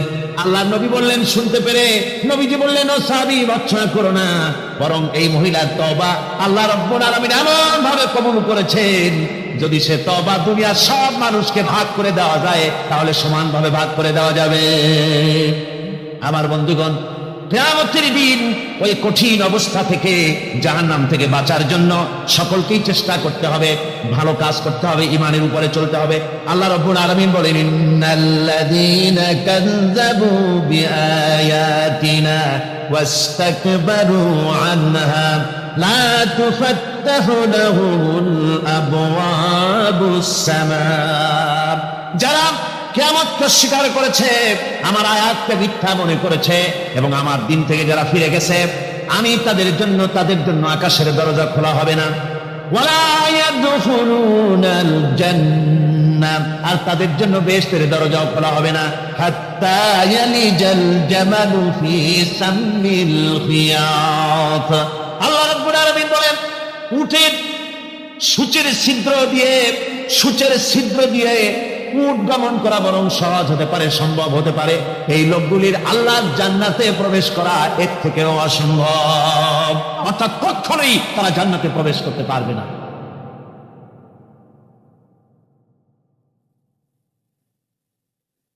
হযরত মাওলানা বলছেন যে এই লোকেদের খুব কষ্ট হচ্ছে, দাঁড়াবারও জায়গা নাই, একটু চেপে আসেন। দাঁড়াবেন না, আপনারা কিন্তু দাঁড়াবেন না, মেহরবানি করে একটু চেপে আসেন। খুবই গুরুত্বপূর্ণ আলোচনা, বেয়াদবি করবেন না। বসা অবস্থায় সামনের দিকে চাপেন, বসা অবস্থায় মঞ্চের দিকে চেপে আসেন। আর একটু জোরে সরে জিকির করেন, লা ইলাহা ইল্লাল্লাহ, লা ইলাহা ইল্লাল্লাহ, লা ইলাহা ইল্লাল্লাহ।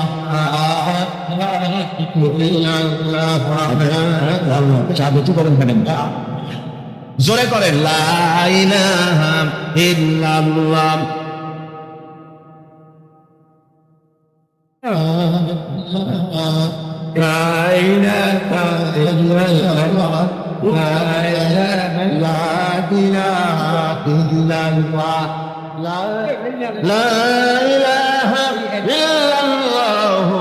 মুহাম্মাদুর রাসূলুল্লাহ। বসেন, একটু দাঁড়াবেন না, বেয়াদবি হয়ে যাবে। কোরআনে কারীমের আলোচনার মাহফিল, খবরদার দাঁড়িয়ে থাকবেন, বসেন, তাড়াতাড়ি করে বসেন। আল্লাহ রাব্বুল আলামিন বলছেন লাহুম ফিহা কুল আযালিকা খায়রুন আম জান্নাতুল খুলদিল্লাতী উইদাল মুত্তাকুন কানাত লাহুম জাযাআন ওয়া মাসীরা। আল্লাহ বলছেন এই সব কথা বলার পরে জাহান্নামের সব শাস্তির কথা শুনাইয়া আল্লাহ বলছেন বলেন কুল আযালিকা খায়রুন, এই পরিণতি কি ভালো যে জাহান্নামের পরিণতির কথা বলা হলো? তোমরা যে সমস্ত অবাধ্যতা করতেছো, ঈমান আনতেছো না, নবীকে গালাগালি করছো, ইসলাম মানতেছো না, নাফরমানি করছো, এর পরিণতি যা হবে আযালিকা খায়রুন, এই পরিণতি কি ভালো? আম জান্নাতুল খুলদিল্লাতী উইদাল মুত্তাকুন, অথবা সেই চিরন্তন জান্নাত যার ওয়াদা করেছেন আল্লাহ পাক মুত্তাকিনদের জন্য। কানাত লাহুম জাযাআন ওয়া মাসীরা, যে জান্নাত হবে তাদের কর্মের প্রতিফল, আর এটাই হবে তাদের মহাযাত্রার শেষ মঞ্জিল। সেই জান্নাত, যে জান্নাত আল্লাহ রেখেছেন মুমিনদের জন্য। কাদের জন্য জান্নাত? মুমিনদের জন্য। সেটা এমন জান্নাত হবে লাহুম ফিহা মা ইয়াশাউনা খালিদিন, যা চাইবে মনের আশা আকাঙ্ক্ষা অনুযায়ী সব পাবে বেহেশতের মধ্যে। খালিদিন, চিরকাল সেখানে থাকবে। কানা আলা রাব্বিকা ওয়াদাম মাসউলা, এটা হচ্ছে তোমার রবের অবশ্য পূরণীয় ওয়াদা। যারা বলেন সুবহানাল্লাহ, এটা তোমার আল্লাহর ওয়াদা এবং অবশ্যই তিনি তা পূরণ করবেন। তোমরা জান্নাতে থাকবে, সেখানে যা চাইবে তাই পাবে। একজন বলছিল জান্নাতে যাইয়া যা চাইবো তাই যদি পাই তাহলে তো খুব ভালো কথা। বলছে হুজুর আমার তো হত্যা খাওয়ার দারুণ অভ্যাস, বেহেশতের মধ্যে হত্যা পাবো? বুজুর্গ ব্যক্তি বলছেন আল্লাহর বান্দা, বেহেশতে যাইয়া যদি তুমি হত্যা খাইতে চাও তা আল্লাহ তোমার হত্যা দিবেন, কিন্তু আল্লাহর কসম করে বলতে পারি বেহেশতে যাইয়া এমন পচা জিনিস খাওয়ার তোমার ইচ্ছে জাগবে না। এত ভালো জিনিস দিয়া এই পচা জিনিস খাওয়ার ইচ্ছা তোমার জাগবে না মনের ভিতরে। বেহেশত আল্লাহ রাব্বুল আলামিন মুমিনদের জন্য রেখেছেন। আমার ভাইয়েরা, সে বেহেশতের বর্ণনা কোরআনে কারীমের মধ্যে আল্লাহ দিয়েছেন। একদিকে জাহান্নাম, কোরআনের বর্ণনা কত সুন্দর। জাহান্নামের কথা শুনতে শুনতে লোকেরা আল্লাহর ভয়তে হতাশ হয়ে যেতে পারে, আল্লাহর ভয়তে। সেই জন্য যত জায়গায় জাহান্নামের বর্ণনা আছে সাথে সাথে আবার আশার সঞ্চার করার জন্য আল্লাহ জান্নাতের কথা বলেছেন। কাহ্হার এবং জব্বার নাম আল্লাহ যেখানে ব্যবহার করেছেন, সাথে সাথে আবার গফুর রহিম নাম ব্যবহার করেছেন, বান্দা যেন হয়রান হয়ে না যায়। আমার ভাইরা, একদিকে জাহান্নামের এই কঠিন শাস্তির কথা, আর অপরদিকে আল্লাহ বলেন শোনো, এমন জান্নাত আমি রেখেছি মাসালুল জান্নাতিল্লাতী উইদাল মুত্তাকুন, এমন বেহেশত মুত্তাকিনদের জন্য যার ওয়াদা করা হয়েছে এমন বেহেশত, সেটা ফিহা আনহারুম মিন মাইন গায়রি আসিন, সেখানে এমন সুন্দর স্বচ্ছ পানির ঝর্ণাধারা, সুমিষ্ট পানির ঝর্ণাধারা রাখা হয়েছে। ওয়া আনহারুম মিন লাবানিন লাম ইয়াতাগায়্যার তা'আমুহু, আর সেখানে দুধের ঝর্ণা রাখা হয়েছে যার স্বাদ কখনো নষ্ট হবে না। বেওকুফেরা বলে কি, ভাই জান্নাতের ভিতরে মদ খাওয়ানো হবে।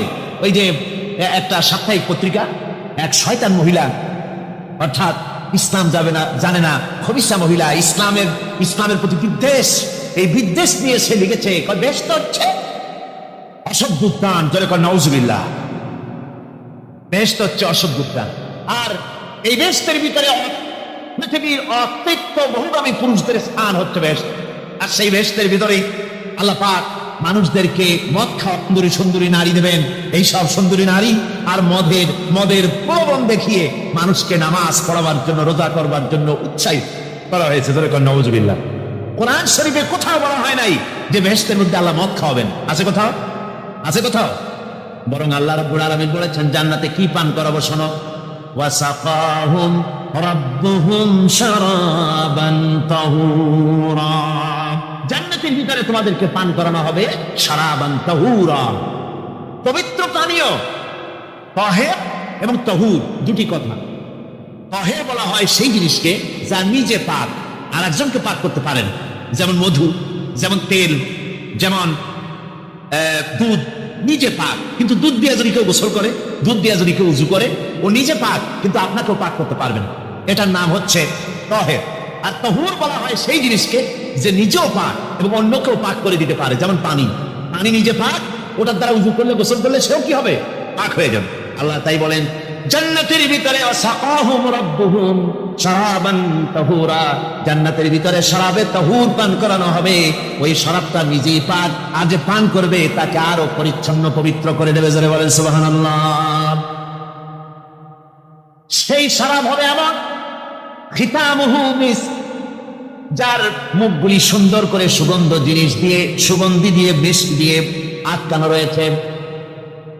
তারপরে কি وفي ذلك فليتنافس المتنافسون। এবার এই শরাব পান করার জন্য, এই পবিত্র পানীয় পান করার জন্য প্রতিযোগিতা করো, কে তোমরা প্রতিযোগিতা করে তার কাছে যেতে পারো। কিয়ামতের দিন আল্লাহ পাক জান্নাতে এই জিনিস পান করাবেন, আর ওই পাগলেরা কয় মদ খাওয়াবে। জোরে কান নাউজুবিল্লাহ। যার যা অভ্যাস সেটাই সে নিজেও তাই চিন্তা করে। আমার বন্ধুগণ, জান্নাতের ভিতরে আল্লাহ রাব্বুল আলামিন এভাবে মধুর ঝর্ণা রাখবেন, দুধের ঝর্ণা রাখবেন, সতত প্রবাহিত ঝর্ণা ধারা সেখানে থাকবে। মুত্তাকিনা আলাল আরাইকি লা ইয়ারাউনা ফিহা শামসান ওয়ালা জামহারিরা।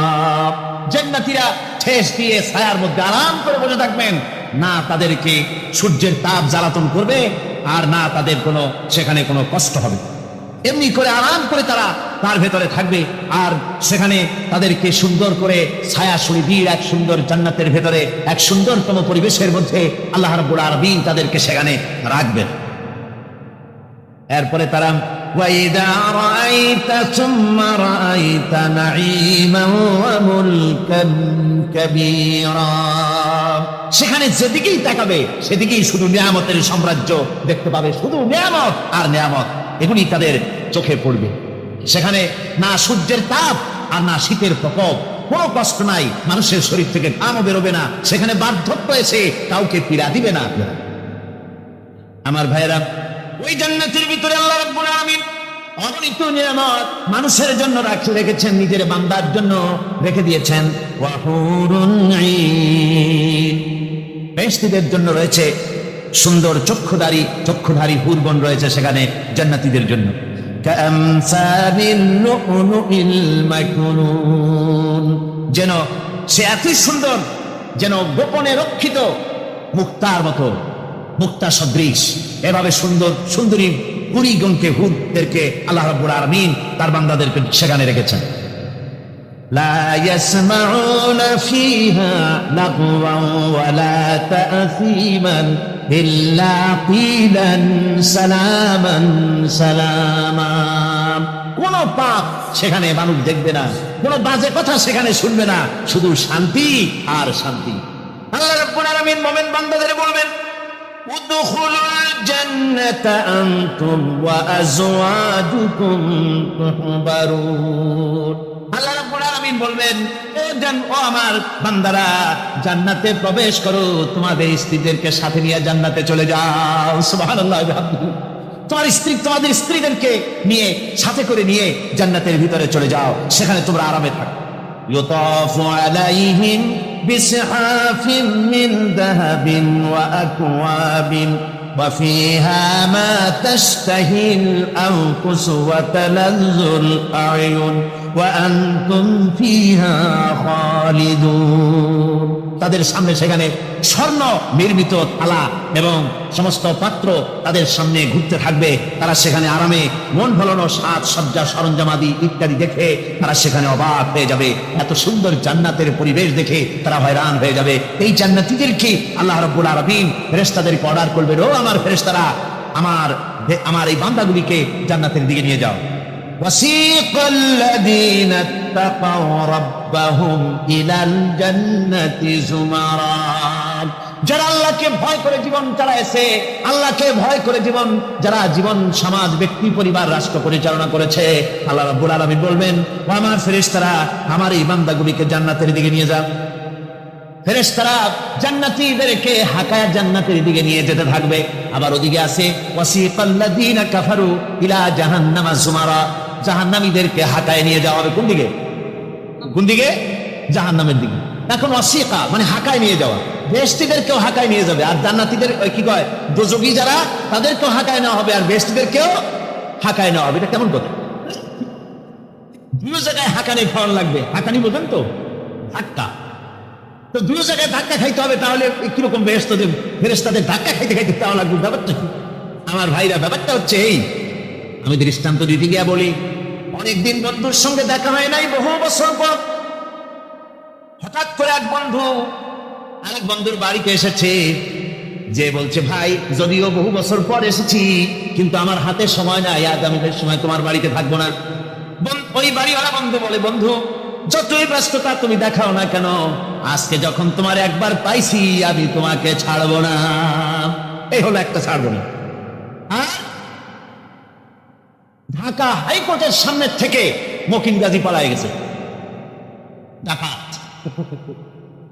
পুলিশ খুঁজতে খুঁজতে হয়রান হয়ে এই ডাকাতকারে যদি পাওয়া যায়, আর ওই ডাকাত যদি বলে, স্যার আপনি আমার ধর্মের ভাই, আপনি আমার বাপ, আপনি মেহেরবানি করে আমাকে ছেড়ে দেন। পুলিশ বলবে, বেটা গোটা পুলিশ বাহিনী তোর জন্য হয়রান করে, যখন একবার পাইছি তোরে আর ছাড়বো না। তাহলে বন্ধুর ছাড়বো না আর পুলিশের ছাড়বো না এক জিনিস, এক জিনিস। জাহান্নামীদেরকে ধাক্কা মারতে মারতে জাহান্নামের দিকে নিয়ে যাবে, জাহান্নামের দিকে যেতে চাইবে না, তাই ধাক্কা মারা লাগবে। আর বেহেশতীদের ধাক্কা মারা লাগবে কেন? বেহেশতীরা যখন জান্নাতের দিকে যেতে থাকবে, ওদের জন্য লাল কার্পেট সম্বর্ধনা দেওয়া হবে। দুনিয়ার পচা লাল কার্পেট না, এত সুন্দর করে সাজানো থাকবে। এক একটা মঞ্জিলে যখন যাবে, জান্নাতীদের জন্য সাজানো মঞ্জিল দেখে তারা মনে করবে এইটাই বুঝি বেহেশত। ঘটি বাটি লোটা যা আছে তাই নিয়ে ওইখানে বসে পড়বে। ফেরেশতারা কবে, আল্লাহর বান্দা তুমি এখানে বসছো কেন? এটা তো বেহেশত না। কয় এক থেকে ভালো আছে নাকি? কয় আছে না, ওঠো আরবিয়া উঠো। এইভাবে করে ধাক্কা মারবে, ওঠো সামনে যাও। আবার যখন সামনে যাবে, সেখানে এর থেকে আরো সুন্দর পরিবেশ দেখে ওইখানে আবার বসে পড়বে, মনে করবে এটা বুঝি বেহেশত।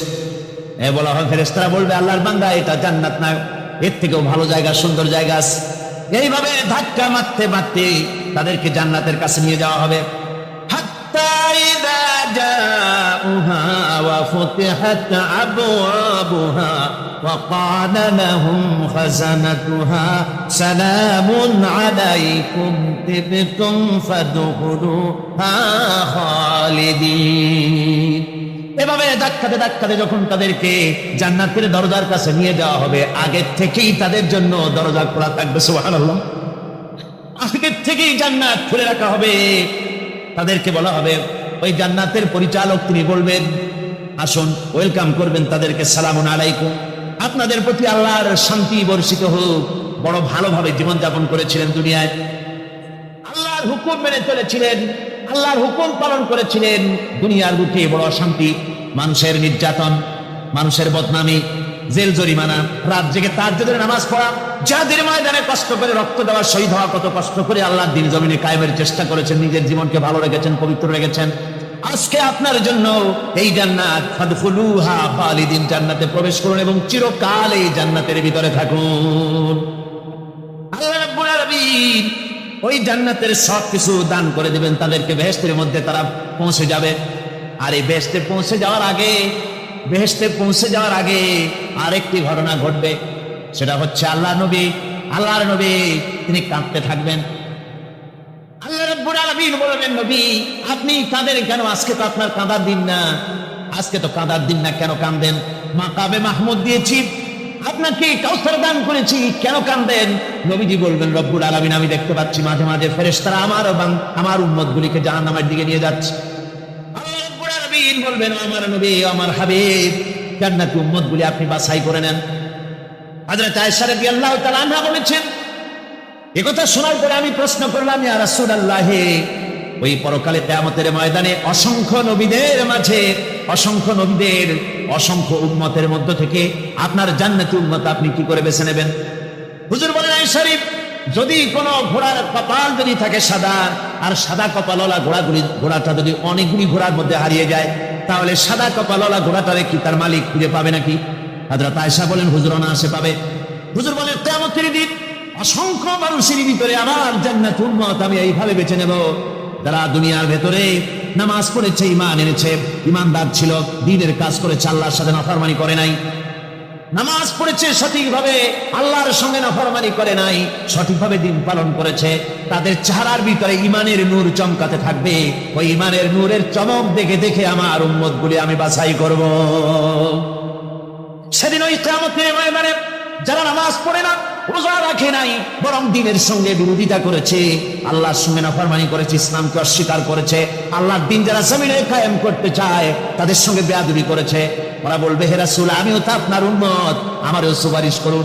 আল্লাহ নবী বলবেন ভেগে যাও, দূর হয়ে যাও, তুমি যদি আমার উম্মত হবে, তুমি যদি আমার উম্মত হবে, তাহলে এসব উম্মতের মতো ইমানের নূরের চমক তোমার ভিতরে আমি দেখতে পেতাম।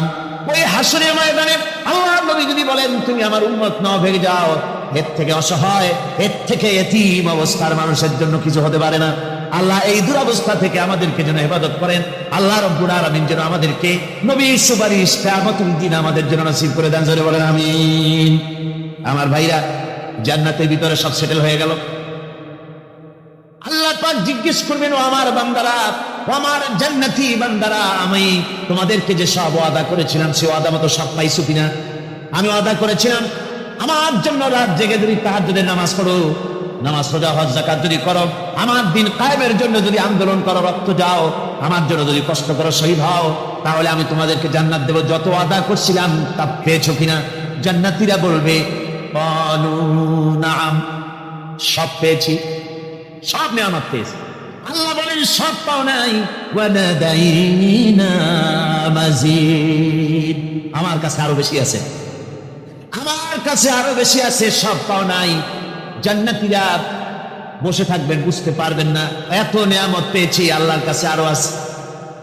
আল্লাহ নবী তখন মুখ খুলবেন, নবীজি বলবেন রব্বুল আলামিন, জান্নাতীরা বলতে সাহস পেতেছে না, সব পেয়েছে ঠিকই, কিন্তু যার জন্য গভীর রাতের আরামের ঘুমকে হারাম করে তাহাজ্জুদের নামাজ পড়েছে, যার জন্য স্ত্রী পুত্র পরিজনের মায়া পরিত্যাগ করে জিহাদের ময়দানে শহীদ হয়েছে, যার জন্য জেল খাটলো, জরিমানা দিল, যার জন্য নির্যাতিত হলো, সে আল্লাহ রাব্বুল আলামিনকে তারা এখনো দেখে নাই। আল্লাহ রাব্বুল আলামিন বলবেন আমি আমার বান্দার শেয়ারজ পুরা, শেয়ার জি পুরা করবো। আল্লাহ রাব্বুল আলামিন তার সামনের থেকে সমস্ত নূরের পর্দাগুলি সরে যাবে, রব্বুল আলামিন তার বান্দার দিকে, বান্দার সামনে জালুয়া আফরোজ হবেন। আল্লাহ পাক কোরআনে কারীমের ভিতরে বলছেন উজুহু ইয়াওমাইযিন নাযিরা ইলা রাব্বিহা নাযিরা। বান্দা, আল্লাহ পাক বান্দার দিকে তাকিয়ে থাকবেন, আর সমস্ত বান্দারা আল্লাহ রাব্বুল আলামিনের দিকে তাকিয়ে থাকবে। এই অবস্থায় কত কাল চলে যাবে কেউ টের পাবে না। রব্বুল আলামিন জান্নাতের ভিতরে তোমার জান্নাতীরা যেদিন তোমাকে দেখবে, ওই দিন আমাদেরকেও জান্নাতে একটু জায়গা করে দিও আল্লাহ। আমরা যেন ওই জান্নাতের ভেতরে বসার জায়গা যদি না পাই, আমরা গুনাহগার মানুষ, জান্নাতের কোন একটু জায়গায় ঠাঁই করে দিও যেন তোমারে দেখতে পাই। আয় আল্লাহ, তোমাকে দেখার তৌফিক আমাদের দিও, যেন বলেন আমিন। হযরতে মাহবুব রব্বানী কুতুব সুবহানী শেখ মুহিউদ্দিন আব্দুল কাদের জিলানী রাহমাতুল্লাহ আলাইহি তিনি বলেছেন, মুনাজাত করতে গিয়ে আবেগে বলেছেন, রব্বুল আলামিন তুমি যদি দয়া করে আমাকে জান্নাত দাও, আর তোমাকে যদি আমি না পাই, তুমি যদি আমার সঙ্গে দেখা না করো, আমারে যদি কথা না বলো, তাহলে এই জান্নাত আমার কোনো লাভ নাই। আর আমাকে যদি জাহান্নামে দিয়ে দাও, আর মাঝে মধ্যে তুমি যদি জিজ্ঞাসা করো মহিউদ্দিন কেমন আছো, তাহলে এই জাহান্নাম আমার জন্য বেহেশত হয়ে যাবে। আল্লাহ, আমি শুধু তোমারই চাই, শুধু তোমারে দেখতে চাই। আল্লাহ রাব্বুল আলামিনকে যেন আমরা দেখতে পারি, আল্লাহর সঙ্গে যেন দেখা করতে পারি। আমার ভাইয়েরা, আল্লাহ পাক তাই কোরআনে কারীমের মধ্যে এসব কথা স্পষ্ট করে বলে দিয়েছেন। আল্লাহর সঙ্গে যারা দেখা করতে চায়, আল্লাহর সঙ্গে যারা কিয়ামতের দিন আল্লাহর সঙ্গে যারা দেখা করতে চাইবে, তাদেরকে শিরক মুক্ত জীবন যাপন করতে হবে, আর আল্লাহর দ্বীনকে পরিপূর্ণভাবে আমল করা লাগবে। এবার আল্লাহ পাক বলছেন ওয়ায়াউমা ইয়াহশুরুহুম ওয়া মা ইয়াবুদুনা মিন দুনিল্লাহি ফায়াকুলু আনতুম আদলালতুম ইবাদি হাউলাই আম হুম দাল্লুস সাবিল। ওয়ায়াউমা ইয়াহশুরুহুম ওয়া মা ইয়াবুদুনা মিন দুনিল্লাহ, কিয়ামতের দিন আল্লাহ তাদেরকেও ঘেরাও করবেন, আর যারা এদের ইবাদত করত তাদেরকেও আল্লাহ একত্রিত করবেন। তারপরে আল্লাহ বলবেন ফায়াকুলু আনতুম আদলালতুম ইবাদি হাউলাই, তোমরা কি আমার এই সব বান্দাদেরকে পথভ্রষ্ট করেছিলে? আম হুম দাল্লুস সাবিল, না এরাই সঠিক পথ থেকে ভুলে গিয়ে বিভ্রান্ত হয়েছিল, গোমরাহ হয়েছিল? কোনটি? قالوا سبحانك ما كان ينبغي لنا أن نتخذ من دونك من أولياء ولكن متعتهم وآباءهم حتى نسوا الذكر وكانوا قوما بورا. আল্লাহ পাক বলছেন যে ওরা তখন বলবে যে আপনার পবিত্রতা ঘোষণা করছি, মহান পবিত্র আপনার সত্তা। আমাদের জন্য কি ক্ষমতা ছিল, আমাদের জন্য কি ক্ষমতা ছিল যে আমরা আপনাকে ছেড়ে দিয়ে এদেরকে মাওলা বলে গ্রহণ করি?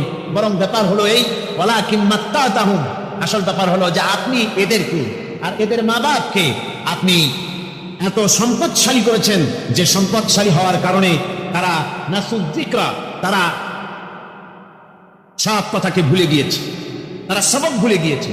ওয়া কানু কওমান বুরা, এবং তারা এখন এক ভাগ্যাহত জাতিতে পরিণত হয়েছে।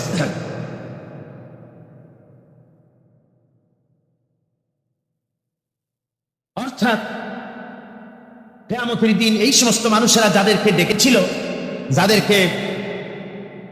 যাদেরকে এরা মাবুদ মনে করেছিল, যাদেরকে খোদা মনে করেছিল, যাদেরকে ডাকতো, যাদের ইবাদত করত, যাদের পূজা করত, তাদেরকেও একত্রিত করা হবে। যেমন ঈসা আলাইহিস সালামকে খ্রিস্টানেরা আল্লাহর পুত্র বলেছে। وقالت النصارى المسيح ابن الله, খ্রিস্টানেরা ঈসা আলাইহিস সালামকে আল্লাহর পুত্র বলেছে। কিয়ামতের দিন হযরত ঈসা আলাইহিস সালামকে আল্লাহ রাব্বুল আলামিন হাজির করবেন খ্রিস্টানদের সামনে। একথা কোরআনে কারিমে বর্ণনা করা হচ্ছে।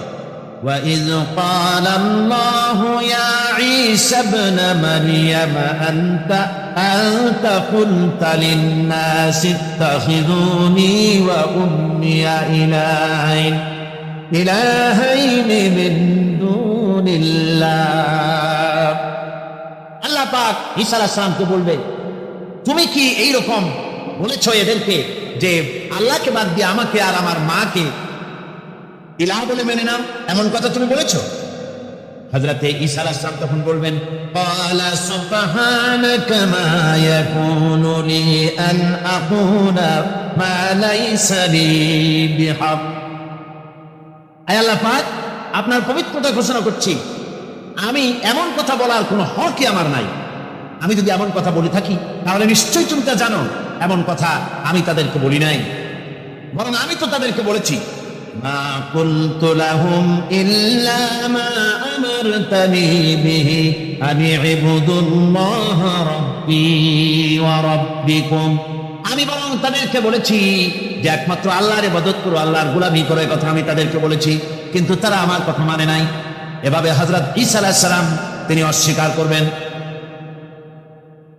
আমার বন্ধুগণ, এরপরে আল্লাহ পাক বলছেন, ফাকাদ কাযযাবুকুম বিমা তাকুলুন, ফাকাদ কাযযাবুকুম বিমা তাকুলুন।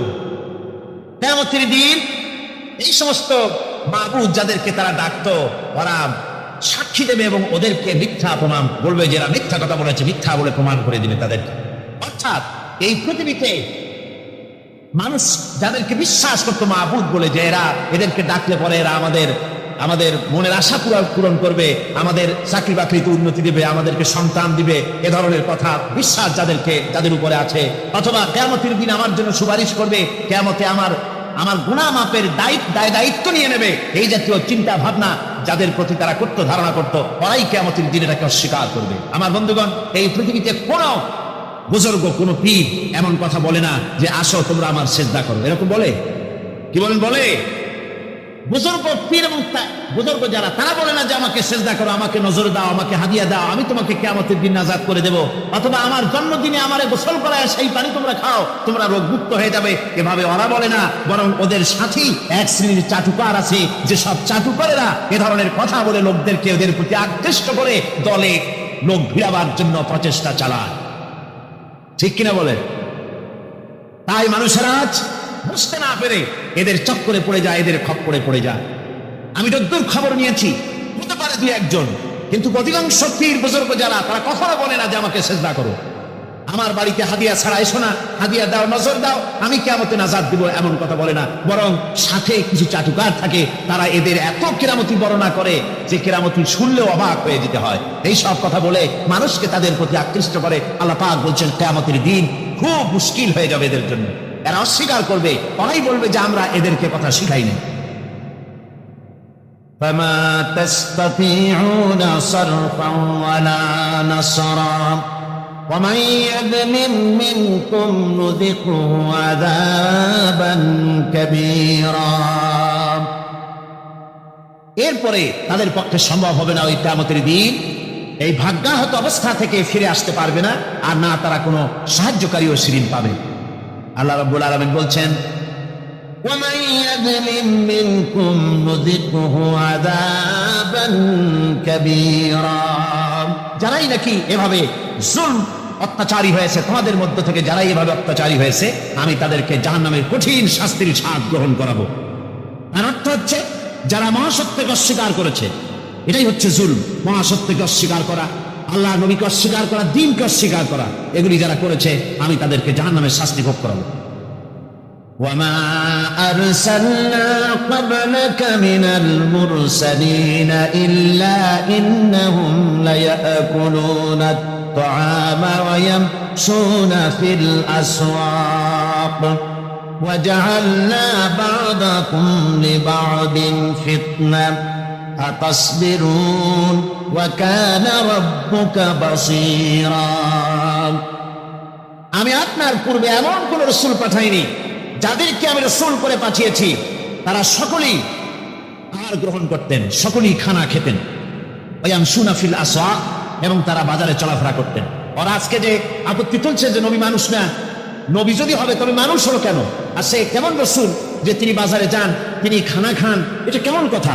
আল্লাহ পাক বলছেন, হে নবী, আমি শুধু আপনি নন, আপনার আগে ইব্রাহিম আলাইহিস সালাম, আদম আলাইহিস সালাম, মুসা আলাইহিস সালাম, ঈসা আলাইহিস সালাম, যত পয়গম্বর এই পৃথিবীতে আমি পাঠিয়েছি সমস্ত নবীরা আহার গ্রহণ করতেন আর সবাই বাজারে চলাফেরা করতেন। এমনকি এই খ্রিস্টানেরা যে ঈসা আলাইহিস সালামের কথা বলে, যে ঈসা আলাইহিস সালামও তিনিও খানা খেতেন এবং বাজারে ঘোরাফেরা করতেন। আল্লাহ পাক বলছেন, ওয়াজআলনা বা'দাকুম লিবা'দিন ফিতনা, আমি তোমাদের জন্য, তোমাদের পরস্পরকে উভয়ের জন্য আমি উভয়কে এক পরীক্ষা হিসাবে তৈরি করেছি, এক বিরাট পরীক্ষা তোমাদের জন্য। অর্থাৎ নবী এবং তার অনুসারীদের জন্য এই মহাসত্যের অস্বীকারীরা হচ্ছে পরীক্ষা, আবার মহাসত্যের অস্বীকারীদের জন্য এই নবীরা হচ্ছে পরীক্ষা। তার মানে কোন বিপদের আগুন যদি না জ্বলে তাহলে খাদওয়ালা না নিখাদ এ বোঝা যাবে কি করে? খাদওয়ালা লোকগুলি তারা তো আগুন যদি না জ্বলে তাহলে তারাও এসে খাঁটি হয়ে যাবে। এই জন্য খাঁটি সোনা আর অখাঁটি এটাকে পার্থক্য করার জন্য আল্লাহ পাক বলছেন, এ ধরনের আমি একটা পরীক্ষা সৃষ্টি করেছি একজনের জন্য আরেকজনের, এটা হচ্ছে একটা পরীক্ষা বিশেষ। আতাসবিরুন, তোমরা কি সবর ইখতিয়ার করবে? এই সব বাধা বিপত্তি বিরোধিতা এগুলি সহ্য করা, এগুলি কি তোমরা সবর ইখতিয়ার করবে? ওয়া কানা রাব্বুকা বাসীরা, আর আল্লাহ তোমার রব তিনি সব কিছু দেখছেন এবং শুনছেন। তার মানে হচ্ছে এই পরীক্ষার অগ্নিকুণ্ড যেটা জ্বালিয়ে দেওয়া হয়েছে এটা জ্বলছে।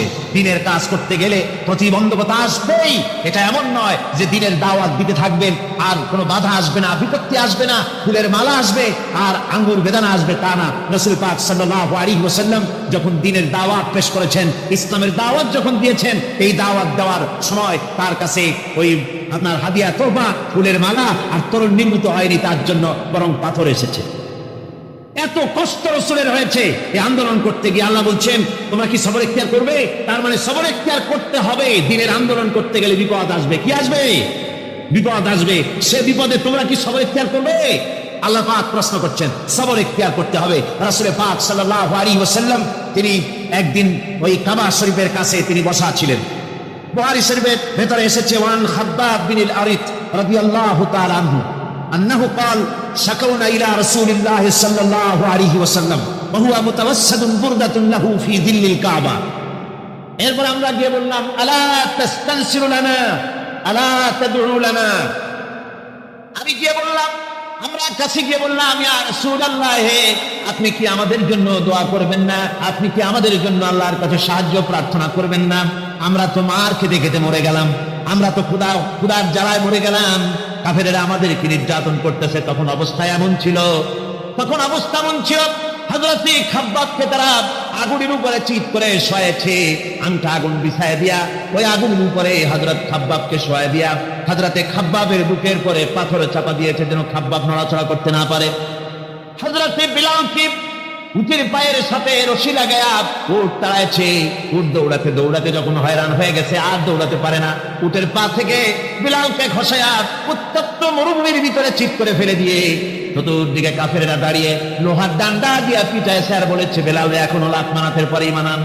হযরতে বিলাল তখন কোন কোন একটা আঙ্গুল আকাশের দিকে উঁচু করে বলেছে, আহাদ আহাদ লা ইলাহা ইল্লাল্লাহ লা ইলাহা ইল্লাল্লাহ। জোরে সোরে বলেন লা ইলাহা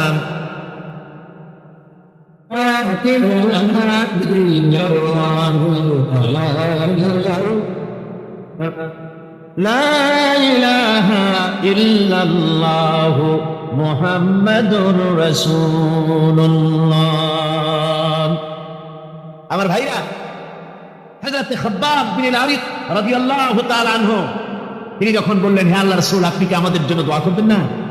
হুজুর তখন সোজা হয়ে উঠে বসলেন, বললেন, قد كان من قبلكم يؤخذ الرجل فيحفر له في الارض।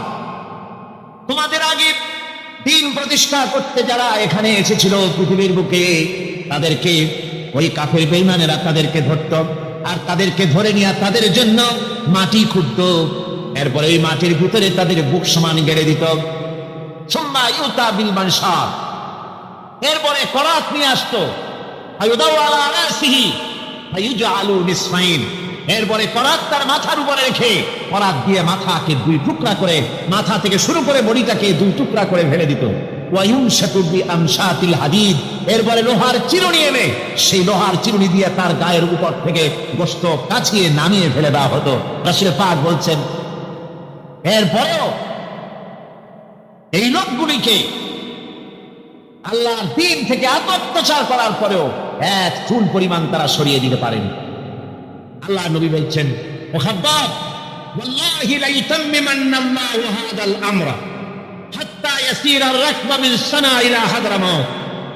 ও খাব্বাব, ওয়াল্লাহি, আমি আল্লাহর নামে শপথ করে বলছি, সেদিন বেশি দূরে নয় যেদিন সানা থেকে শুরু করে হাদরামাউত পর্যন্ত লোকেরা যাতায়াত করবে, ব্যবসায়ীরা তাদের পণ্য দ্রব্য নিয়ে যাতায়াত করবে, সুন্দরী রমণীরা তারা যাতায়াত করবে। লা ইয়াখাফু ইল্লাল্লাহ বিযিবা আলা গানামি, মানুষের অন্তঃকরণের ভিতরে কোনো ভয় থাকবে না, একমাত্র ভয় হবে আল্লাহ রাব্বুল আলামিনের ভয়। সুবহানাল্লাহি ওয়া বিহামদিহি, আর কোনো ভয় থাকবে না। ওয়ালাকিন্নাকুম তাস্তাজিলুন, ও খাব্বাব, তোমরা বড্ড তাড়াহুড়ো করতেছো, তোমরা বেশি তাড়াহুড়ো করছো, এত তাড়াহুড়ো করো না, সে সময় আসবে।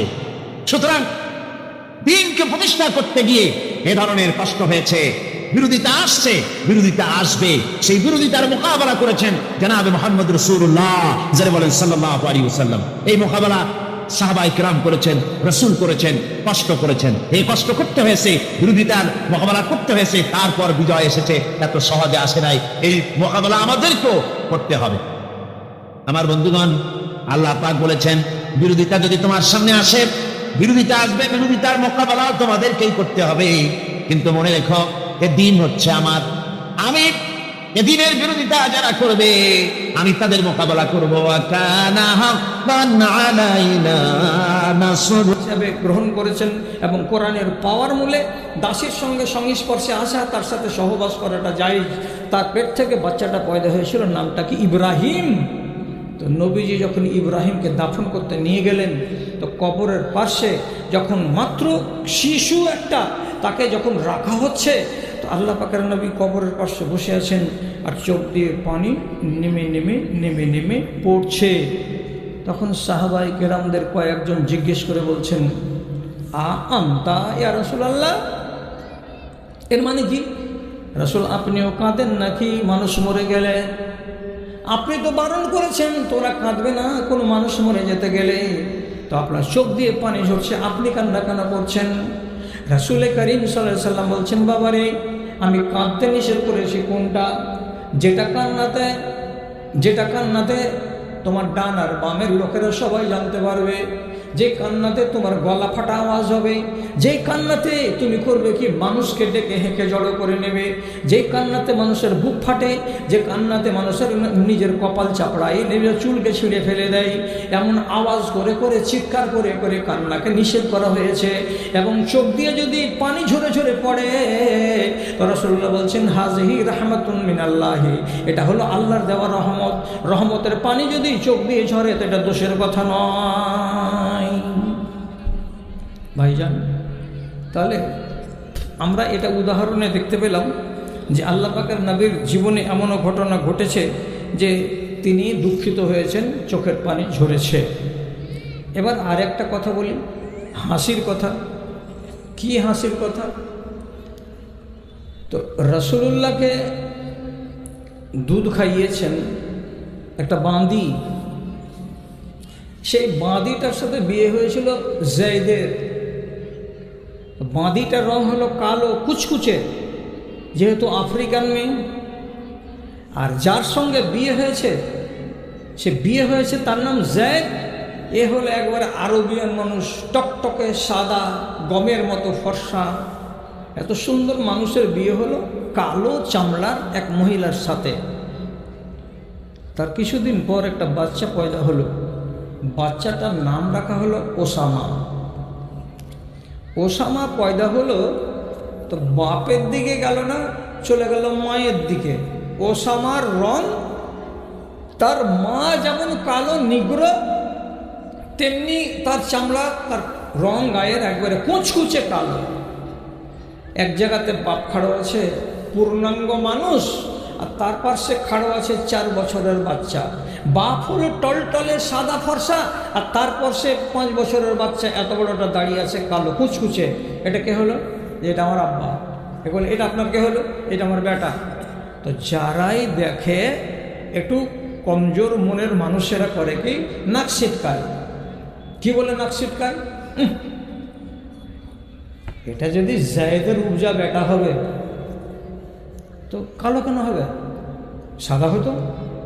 আর একজন বলে কোনো গন্ডগোল আছে মনে হয়। গন্ডগোল আছে মানে এটা কি? এই বাচ্চাটা যায়েদের নয়, ওর মার পেট থেকে পয়দা হয়েছে, এর বাপ অন্য কেউ হবে। তাহলে সংশয় প্রকাশ করা হচ্ছে না?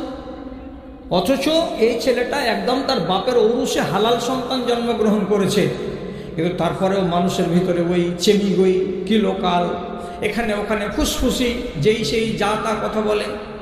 কথাটা রাসূলুল্লাহর কানে এলো। আল্লাহ পাকের নবী শেষে বলছেন, পরওয়ারদিগার, কেমন করে এই সমস্যার সমাধান করা যাবে? এটা তো হালাল বাচ্চা। যায়েদ বিবাহ করেছে এই আইমান মেয়েটাকে। মেয়েটা হলো রং কালো, কালো মেয়ে ছেলের পেট থেকে বাচ্চা পয়দা হয়েছে, বাচ্চাটাও কালো। লোকেরা যদি বলে তার বাপের যদি বাচ্চা হলো তো বাপের মতো সাদা কেন নয়? কি দিয়ে বোঝা যাবে? কেমন করে মানুষকে বোঝানো যায়? রসুলের যেহেতু বাড়ির খাদেমা, তো তখন আল্লাহ রসুলের মনটাতে কষ্ট হলো। একদিন বাড়ির বারান্দায় বাপ আর বেটা দুজন শুয়ে আছে। তো হাঁটু পর্যন্ত চাদরে ঢাকা আছে, মুখ দুটোকে ঢাকা। আর দুই বাপ বেটার পা দুখানা কিন্তু খোলা, ঢাকা নাই। একখানা পা আর একখানা পায়ের সঙ্গে এরকম একাকার হয়ে আছে, পাগুলো গোলমেল হয়ে আছে। দুখানা পা ছোট আর দুখানা পা বড়, কিন্তু পা দুটা এরকম একজন আর একজনের ভিতরে ঢুকে উলট পালট হয়ে আছে, যেহেতু দুজনই বাপ বেটা পাশাপাশি শুয়েছিল। এমন সময় রাসূলুল্লাহর কাছে দেখা করতে এলো একজন লোক, যেগুলোকে আজকের দিনে আমরা বলি মেডিকেল অফিসার। রাসূলুল্লাহর যুগে ওই লোকগুলোই ছিল, ওদেরকে আরবি ভাষাতে বলা হতো কায়েফ। কায়েফের মানে ছেলের বাপ কোনটা, বা এই ছেলেটার বাপকে, বা এই বাপটার ছেলে কোনটা, এইগুলোকে যদি নির্দিষ্ট করে দেওয়ার জ্ঞান রাখে তো বিশেষ কিছু লোক ছিল আরবের মাটিতে। বাপ বেটার চেহারাকে দেখবে, বুঝবে, পড়বে, স্টাডি করবে, করার পর ফয়সালা করে দেবে। ঠিকঠাক ফয়সালা করে দিতে পারতো। কি তারা দেখতো?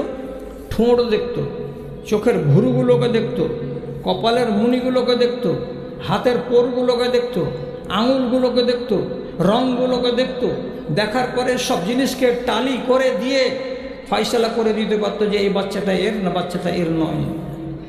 এটা হাদিস থেকে প্রমাণিত আছে। আজকে টাইম নেই অতটি কথা আমার বলার, আমি শর্টের উপরে আছি, আমাকে আরও কাজ করতে হবে। তো ওইখান দিয়ে গত হচ্ছিল মেডিকেল অফিসার, ওর নাম হলো মুজাজ্জেজ আল মুদাল্লিজি, বড় জটিল নাম, মুজাজ্জেজ আল মুদাল্লিজি। এই একটা আরবি লোক হেঁটে চলে আসছে রসুলের কাছে, তার দরকার আছে। তো দেখছে বারান্দাতে শুয়ে আছে, পা মেল করে এরকম ব্যাট শার্ট লাগিয়ে দিয়ে। তো চোখের সামনে পা দুটা যখন দেখা গেল, তখন লোকটা বলছে কি যে হাজিল আকদাম বাদহ মিন বাজ, কে এগুলো গো? বাপ বেটা শুয়ে আছে, এই পা দুখানা এই পা দুখান থেকে এসেছে। খেয়াল করবেন কথার দিকে, কে দুটা গো এখানে শুয়ে আছে? এই পা দুখানা এই পা দুখান থেকে এসেছে। মানেটা কি? এই যে ছোট পা দুখানা দেখছি, বড় পায়ের সঙ্গে লেপটি আছে, পেঁচি আছে, এই পা আর এই পা কিন্তু এক অপর থেকে হয়েছে। মানেটা হলো এই ছোট পা দুখানা যার, এটা হলো বাচ্চা, আর এই বড় পা দুখানা যার, এটা হলো বাপ। এই বাপেরই জন্ম দেওয়া এটা বাচ্চা। যেই হোক না কেন, বাপ বেটা তোমরা শুয়ে আছো চাদর গায়ে দিয়ে। কথাটা যেমনি শুনলো, এ তো মেডিকেল অফিসার, এর কথাকে ফেলে দেওয়ার তো কারোর হিম্মত নেই। রসুল্লাহ ভিতরে ছিলেন, সাথে সাথে শুনতে পেলেন যে আমার বাড়ির এই চাকরানি, তার স্বামী জেয়দকে এত কথা শুনতে হলো, তার ছেলে ওসামাকে এত কথা শুনতে হলো। আর আজকে আমি বলিনি, তথাপি লোকটা এসে যখন এমন কথাটা বলে দিয়েছে, আর রসুল্লাহর কানে যেমনি খবর হলো যে আরবদের মেডিকেল অফিসার আজকে বলে দিয়ে গেল এই পা দুখানা এই পা দুখানের, এই পা দুখানা এই পা দুখানের, তার মানে এই পা দুখানা এই পা দুখান থেকে জন্ম নিয়েছে। সুতরাং এরা বাপ বেটাতে কোনো সন্দেহ নেই। তখন রসুল্লাহ এমনি করে হাসলেন। কতটুকু হাসলেন? নবী করিম সাল্লাল্লাহু আলাইহি সাল্লামের ডান দিকের এবং বাম দিকের কিছু কিছু উপরের দাঁত এবং কিছু কিছু নিচের দাঁত দেখতে পাওয়া গেল। আনন্দিত হলেন, এত আনন্দিত হলেন যেমন একটা মানুষ কোনো টাকা করে পেয়ে যায়, যেমন একটা মানুষ কোনো সম্পত্তি হাতে লেগে যায় তো থামতে পারে না, মুখটাকে মেল করে হাসে, তখন দাঁত খুলে যায়। আল্লাহ রসুল এত খুশি হলেন, এত খুশি হলেন যে তার মুখের হাসি থেকে এতটা পাওয়ার বাড়লো যে চোখ চেহারার দাঁত পর্যন্ত দেখতে পেলেন। যারা দাঁড়িয়েছিলেন তারা রসুল্লাহর চেহারাকে এইভাবে পড়েছেন। কি বলতে চাইছিলাম? তাহলে হাসি আছে, কান্নাও আছে। আর এ কথাটা আপনারা হয়তো পড়েছেন কি, তোর জীবন বিনা আপনি বাজে দুঃখ সুখের দুই তারে, তোর জীবন বিনা আপনি বাজে দুঃখ সুখের দুই তারে, ভাঙা গড়া নিত্য খেলা জীবন নদীর দুই পারে, জীবন নদীর দুই পারে। এ জীবন চলার পথে আনন্দে তুই গান গেয়ে যা, এ জীবন চলার পথে আনন্দে তুই গান গেয়ে যা, কি পেলি তুই কি হারালি হিসাব করে লাভ কি রে, ও তোর জীবন বিনা আপনি বাজে দুঃখ সুখের দুই তারে। দিন দুনিয়ার মালিক যিনি, দিন দুনিয়ার মালিক যিনি, জীবন চলে যার হাতে, এক হাতে তার গরল আছে অমৃত বয় আর হাতে, অমৃত বয় আর হাতে। যাদেন প্রভু তাই নিয়ে তুই, যাদেন প্রভু তাই নিয়ে তুই, আনন্দে তুই দান করে যা, আনন্দে তুই দান করে যা। ও তোর জীবন বিনা আপনি বাজে দুঃখ সুখের দুই তারে, ভাঙা গড়া নিত্য খেলা জীবন নদীর দুই পারে, জীবন নদীর দুই পারে। এ প্রসঙ্গটা অনেক লম্বা, অল্প টাইমের ভেতরে বর্ণনা করে শেষ করা যাবে না। মানুষকে আল্লাহ রাব্বুল আলামিন সবসময় এক খালাতে রাখেন না। আপনি আজকে কাঙাল আছেন, হতে পারে কালকে আপনাকে আল্লাহ তাআলা ধনী বানিয়ে দেবেন। আপনি হয়তো আজকে কোটিপতি আছেন, সম্পত্তির মালিক আছেন, পরিস্থিতি এমন জটিল হয়ে যেতে পারে যে আপনাকে আল্লাহ তাআলা পথের ভিখারি বানিয়ে দিতে পারেন এবং বানিয়ে দেন। এমন ঘটনা একটা নেই, দুটা নেই, চারটা নয়, পাঁচটা নয়। কথাটা কি হয়তো বিশ্বাস করবেন কি করবেন না। এক যুগে আমাদের রতুয়া থানার আন্ডারে 3-4খানা গ্রাম ছিল গঙ্গার কিনারায়। তারা এত কলাই মারত যে ওই কলাইটি দক্ষিণ দিনাজপুর, উত্তর দিনাজপুর, মালদহ, মুর্শিদাবাদ, উত্তরবঙ্গের 7টা জেলা সবাই মিলে খেলেও আমরা শেষ করতে পারতাম না, এত কলাই আল্লাহ তাআলা ওদেরকে দিতেন। বিনা মেহনতের ফসল, কোনো মেহনত নাই, শুধু বুনে দাও আর পাকবে তখন কেটে নিয়ে এসে ঝেড়ে মেড়ে বাড়িতে তুলে নাও। আর কত দাম কলাই, তো বুঝতে পারছেন দাম কত।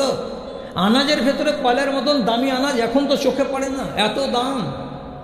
সেই লোকগুলোর এক একজনের বাড়ি, আল্লাহ আল্লাহ আল্লাহ আল্লাহ, বাড়ির দিকে দেখলে টুপি পড়ে যাবে মাথা থেকে। এত ধনী লোক, এত ধনী লোক। আল্লাহ তাআলা বলছেন এক হালাতে থাকবি না রে বান্দা তোরা। অনেক কাঙাল আছে, ফকির আছে, তাকে আবার বড় লোক বানাতে হবে আমাকে। তো যেগুলো বড় লোক আছে তাদেরকে অনেককে আবার কাঙাল বানাতেও তো হবে। রব্বুল আলামিনের কি ফয়সালা হলো, গঙ্গা কাটতে কাটতে কাটতে কাটতে তাদের বাড়িকেও গ্রাস করলো, গলিকেও গ্রাস করলো, মাঠকে মাঠ, জমিনকে গ্রাস করে নিল। আর গ্রাস করে নেওয়ার পরে তাদের 2 তলা বাড়ি, 3 তলা বাড়ি সব চলে গেল গঙ্গার পেটে। এখন অনেকগুলো মানুষ তারা করেছে কি, ভেস্টের জমিতে, ভেস্ট তো বুঝেন, তো বুঝেন কিনা, ভেস্টের জমিতে কাউকে সরকার দিয়েছে 3 কাঠা, কাউকে সরকার দিয়েছে 4 কাঠা, আবার তাতে পাট্টা বের করে দিয়েছে। সরকারের পাট্টা দেওয়া জমিতে এরা বাস করছে, কোনো রকম করে সংসার চলে। ধন কেড়ে নিয়েছেন আল্লাহ, এখন এদেরকে অনেকগুলোকে কাঙাল বানিয়ে দিয়েছেন। আর আল্লাহ তাআলা কি বলছেন, ইয়াকালাতে থাকে না, কত ইজ্জুমান তাশাও কত জিল্লুমান তাশাও। কাকে রব্বুল আলামিন ইজ্জতদার বানিয়ে দেন, কাউকে আল্লাহ রব্বুল আলামিন জিল্লতের মুখোমুখি ফেলে দেন। কেউ ছিল খুশহাল, তাকে করে দেওয়া হয় বাদহাল, আর কেউ হয়তো বাদহাল, তাকে বানিয়ে দেওয়া হয় খুশহাল। এখনকার কথা বলছি, নাম নিব না, চ্যানেলের কথা, চ্যানেলওয়ালারা তখন প্রচার করে দেবে, লোকটার বাড়ি খবর চলে যাবে, তখন আমাকে ডাঙাবে, তখন যেখানে সামনে পাবে। তো আমি নাম নিচ্ছি না, আমি আন্দাজে বলছি।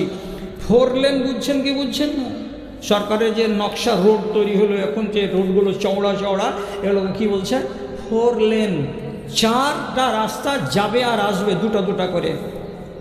তো আমাদের এলাকায় ধরে নেন, নাম বললাম না, এমন কোনো লোক কোন জমানাতে 1.5 বিঘা জমি কিনে লেগেছিল। তো এতটি যদি পাট বুনে, তো আধখানি পাট খেয়ে যায় গরু বাছুরে, আর আধটি পাট কোনো রকম বাড়িতে তুলে আনতে পারে। এই তো অবস্থা ছিল, নাজেহাল অবস্থা। এবার এই কাঙাল, এই গরিব, এই টাটির বাড়িতে বাস করা লোক, হঠাৎ করে ওর নামে নোটিশ গেল, তোমার এই 2 বিঘা জমিকে 4 লেন করার জন্য সরকার অ্যাকোয়ার করে নিয়েছে।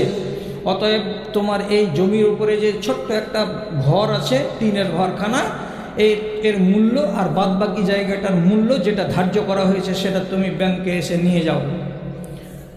তো ব্যাংকে গিয়ে 15 দিন পরে বলছি যে আমি তো জমি বেচবো না। বলছে, বাপ বেচবো না বলিও না, ওটা বলে পারবে না, সরকারের এটা আইন, জনস্বার্থে তোমাকে দিতেই হবে, তোমাকে সরকার মূল্য দেবে, তুমি মূল্য নাও, জায়গা অন্য জায়গাতে তুমি কিনে নাও। 2 বিঘা জমি আর একটা টিনের বাড়িকে বিক্রি করতে গিয়ে সরকার কতটি টাকা দিল? বলছে মাত্র 97 লক্ষ টাকা দিল। এই গুদড়ি কোম্পানি এবার কি করবে? 97 লক্ষ টাকার মালিক।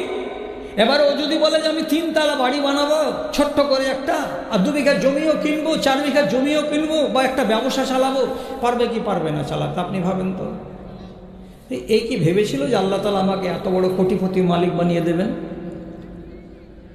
এই জন্য কথাই আছে, জীবনটা যে ছন্দময়, জীবনটা যে ছন্দময়, রয় না কভু এক জায়গায়। জীবনটা যে ছন্দময়, রয় না কভু এক জায়গায়। আজকে যদি গাছতলায়, কালকে তবে 5 তলায়। জীবনটা যে ছন্দময়, রয় না কভু এক জায়গায়। আজকে যদি 5 তলায়, কালকে তবে 5 তলায়। কখন যে কার কি হাল হবে আমি জানি না, আর আপনি জানেন না। আমার গোড়ার কথাটা হলো এই, আল্লাহ আপনাদেরকে সবাই খুশহাল রেখেছেন সবাইকে। আমি চাই আপনারা খুশহাল থাকুন, আর আল্লাহ তাআলা আপনাদেরকে কোনো বাদহালির মধ্যে এবং এমন কোনো দুরবস্থার মধ্যে ফেলে দিবেন, এটা আমার কাম্য নয়। বাকি থাকলো এই, দেশের মাটি থেকে আপনি, আপনার বাড়ি থেকে, আপনার এলাকা থেকে আপনি আল্লাহর আযাবকে দূরে সরিয়ে রাখার চেষ্টা করবেন, তো আরও সুখী থাকবেন। আমার বাড়ি থেকে কি করে আমি মুসিবতকে দূরে রাখবো? নাম্বার 1, শয়তানকে ঢোকার জায়গা দিবেন না। নাম্বার 1, 2 নম্বর কথা, আপনার বাড়িতে যেন শয়তানের বেরিয়ে যায় আর আল্লাহর ফরিস্তারা যেন থাকার মতো পজিশন পায়, আপনি ব্যবস্থা করে দেন একটা। আপনি বলছেন অসম্ভব কথা মৌলী সাহেব, এগুলো আমার হাতে নেই। আপনার হাতে আছে, আপনার হাতে আছে, এক্ষুনি বলছি আপনার হাতে আছে, আপনার হাতের বাইরে আমি বলছি না। অসম্ভব কথা আপনাকে আমি শোনাতাম না। হ্যাঁ, 2 নম্বর কথা হলো এই, আমার দেশের উপরে যেন আল্লাহর কোনো বালা, কোনো মুসিবত নাজেল না হয়, তার জন্য আপনাকে স্থির সিদ্ধান্ত নিতে হবে। কি স্থির সিদ্ধান্ত? আল্লাহ আমাকে যা বলেছেন তার ফয়সালা আমার শিরোধার্য, আমি আল্লাহর ফয়সালার বাইরে যাব না। তো 2টা কথা বলে দিই আর দেওয়ার পর অন্যদিকে যাই। কি কথা? বাড়িতে শয়তান যেন বাস না করে। তো শয়তান বাস করার কি উপায়? তাকান, রাগঝাল করবেন না। সাড়েতে গিয়ে শুরু করব, ঠিক আছে? ঠিক আছে না? আচ্ছা, শয়তান যেন বাড়িতে না থাকে তার ব্যবস্থা কি? কথা শুনেন, বড় কষ্ট লাগবে শুনতে, কিন্তু বড় কষ্ট হবে জানে। আর আপনারা 90% লোক আমাকে ভালোবাসতে পারবেন না এটা কথা শুনে, কিন্তু এটা অন্যায় হবে। আমি হাদিসের কথা বলছি, সেটা কি? আল গুরফাতু আল ফিরাশু লিনাফসিকা আল ফিরাশু লিজাওজিকা আল ফিরাশু লিযাইফিকা ওয়া রাবিউহা লিশাইতান। আপনার বাড়িতে আপনারা মিয়া বিবি আছেন আর একটা বেটা আছে মাত্র, আর কেউ নাই। তো নবীজি বলছেন, একটা কামরা তোমার নিজের জন্য, 2 নম্বর কামরাটা তোমার বিবির জন্য, 3 নম্বর কামরাটা তোমার বেটার জন্য, 4 নম্বর কামরাটা তোমার মেহমানের জন্য। 4খানা কামরাকে সাজিয়ে রাখো, গুজিয়ে রাখো, বিছান পেড়ে পেড়ে রাখো, অসুবিধা নাই।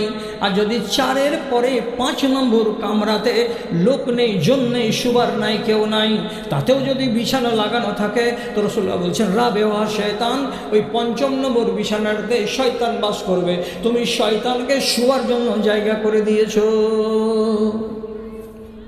এই জন্য সঠিক ইমানদারদের জন্য ফয়সালা হলো এই, যতটি দরকার আছে ততটি বাড়ি বানাও, যতটি দরকার নেই অতটি বাড়ি বানাতে হবে না, অত কামরা বানাতে হবে না। আপনি পেলেন পয়সা, 3 তলা বাড়ি ঠুকে দিলেন, 12টা কামরা, কে শুবে? কার জন্য? এবার আপনি যদি বলেন মাওলানা ব্যবসা করবো বলে ফ্ল্যাট বানিয়েছি, জায়েজ, ফ্ল্যাট বানিয়েছি, লোককে ভাড়া দেব, অসুবিধা নেই। আর আপনি নিজের বসবাস করার বাড়িটাতে এতটি কামরা সব আলো দিয়ে আর স্টাইল দিয়ে আর এই দিয়ে সেই দিয়ে সাজিয়ে রেখে দিয়েছেন, লোক নাই, জন নাই, খা খা করছে মাঠ। রাসূলুল্লাহ বলছেন 4 নম্বর কামরাটাতে শয়তান শুয়ে থাকে। তো আপনার দ্বিতলে যদি শয়তান শুয়ে থাকে, তো নিচু তলাতে আপনি জীবনে কোনোদিন ফজরের জামাত ধরতে পারবেন? অসম্ভব। বেশি কথা বলবো না আপনাকে, কম কথা বলছি। আরেকটা কথা বলে নিই, হজম করতে পারলে আলহামদুলিল্লাহ, আর না পারলে আমার কিছু করার নেই। নবী করিম সাল্লাল্লাহু আলাইহি ওয়াসাল্লাম বলছেন, লাম ইউমারনা আন নাকসুল হিজারাতা ওয়াত তিন। বসে যান। আমাকে আল্লাহ রাব্বুল আলামিন হুকুম করেননি কোনো কাঠকে কাপড় পরাতে, আল্লাহ তাআলা আমাকে হুকুম করেননি কোনো লোহাকে কাপড় পরাতে, লোহাকে, কাঠকে, এইসব জিনিসকে কাপড় পরাতে হবে না, কাপড় এগুলো পরার জন্য নয়। এবার আপনি শয়তানের বাড়ি কী করে বানালেন? আপনার জানালাতে পর্দা, আপনার মেন গেটে পর্দা, আপনার যতটি কামরা আছে প্রত্যেকটা কামরার মুখে লম্বা চওড়া পর্দা, আপনার টিভিটাকে ঢাকা আছে তার উপরে পর্দা, আপনার সোফার উপরে ঢাকা আছে সোফাকে তাতেও পর্দা, আপনার এলসিডিটা যে দেয়ালে ঝুলছে তার উপরে আছে পর্দা, আপনার যেটা ফ্রিজ আছে বাড়িতে ফ্রিজটার উপরে পর্দা, যে কোনো জিনিসে পর্দা পর্দা পর্দা পর্দা। আর আমি যখন আপনার বাড়ি গেলাম, মাঝখানে আপনি আমাকে বসতে দিলেন চেয়ারে, আপনার স্ত্রী আমার কাছে চা নিয়ে এলো, বিস্কিট নিয়ে এলো, আপনার স্ত্রীর মাথায় কাপড় নাই, গলা পর্যন্ত খোলা, তো যেখানে লাগবে পর্দা সেখানে উড়ে গেল পর্দা, আর যেখানে লাগবে না পর্দা সেখানে চাপালেন পর্দা। এ বাড়িটা কার? তো শয়তানি। কষ্ট হবে, থামতে কষ্ট হবে। যেটা মূলবিকে কেন ডাকলি? বুড়া মানুষের ব্রেন ঠিক আছে, ঠিক কথা বলছে কি? কসম আল্লাহ, একটা বাজে কথা বলিনি, এখনো ব্রেন ঠিক আছে, বয়স 65 বছর। বলছি যে করা হবে কথা, মানুষকে ইবলিস শয়তানকে টেনে বার করবেন আর ওইখানে ফারিস্তার বসবাস যোগ্য করে তুলবেন। কি দিয়ে ফারিস্তা বাস করবে? খেয়াল করেন আমার কথার দিকে। কি? বাইরে গেছিলেন হাটে ঘাটে বাজারে কোথাও, এসে রাতে 1টার সময় বাড়িতে ঢুকলেন, তো বাড়িতে ঢোকার সময় পহিলা কাজ হবে কি? বাড়ির লোককে আপনার সালাম দেওয়া। যেই থাকুক বাড়িতে, আপনি ঢোকা মাত্রই গেটের কাছে এসে কি বলবেন? আসসালামু আলাইকুম। আপনি বলবেন ধর মায়া লোকটাকে বারবার করে আসবার সালাম দেবো, মানে এটা কোন কথা হলো? তো আপনার বাড়িটা থেকে শুধু মায়া লোক আছে, স্ত্রী লোক আছে, আল্লাহর ফেরেশতারা নেই? আপনাকে সালাম দিতে কষ্টটা কি আছে? বিদেশ থেকে বাড়ি আসবেন তো আপনাকে দোয়া বলে ঢুকতে হবে বাড়িতে।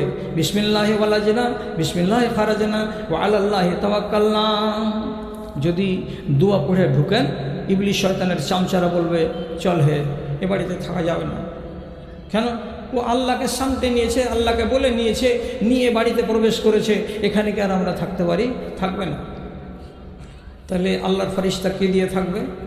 সোজা অঙ্ক বলছি, সোজা অঙ্ক বলছি। যখন সন্ধ্যা লেগে যাবে, এশা নামাজ হয়ে যাবে, বাড়ির গেটকে বন্ধ করে দিবেন, আর আমার খালাকে আমার মাকে বলবেন যে কোনো বাসনগুলোকে যখন ঢাকা দেবে তখন খালি মুখে বলবে বিসমিল্লাহ। দরজাতে যখন ছিটকিনি লাগাবে তখন শুধু বলবে বিসমিল্লাহ। যখন নিজের কপাটটাকে বন্ধ করে ঘরে শুতে যাবে তখন বলবে বিসমিল্লাহ। অপ্রয়োজনীয় আলোগুলোকে নিভিয়ে দেবে, আর নিভিয়ে দেওয়ার পরে নিজের খাটে শুয়ে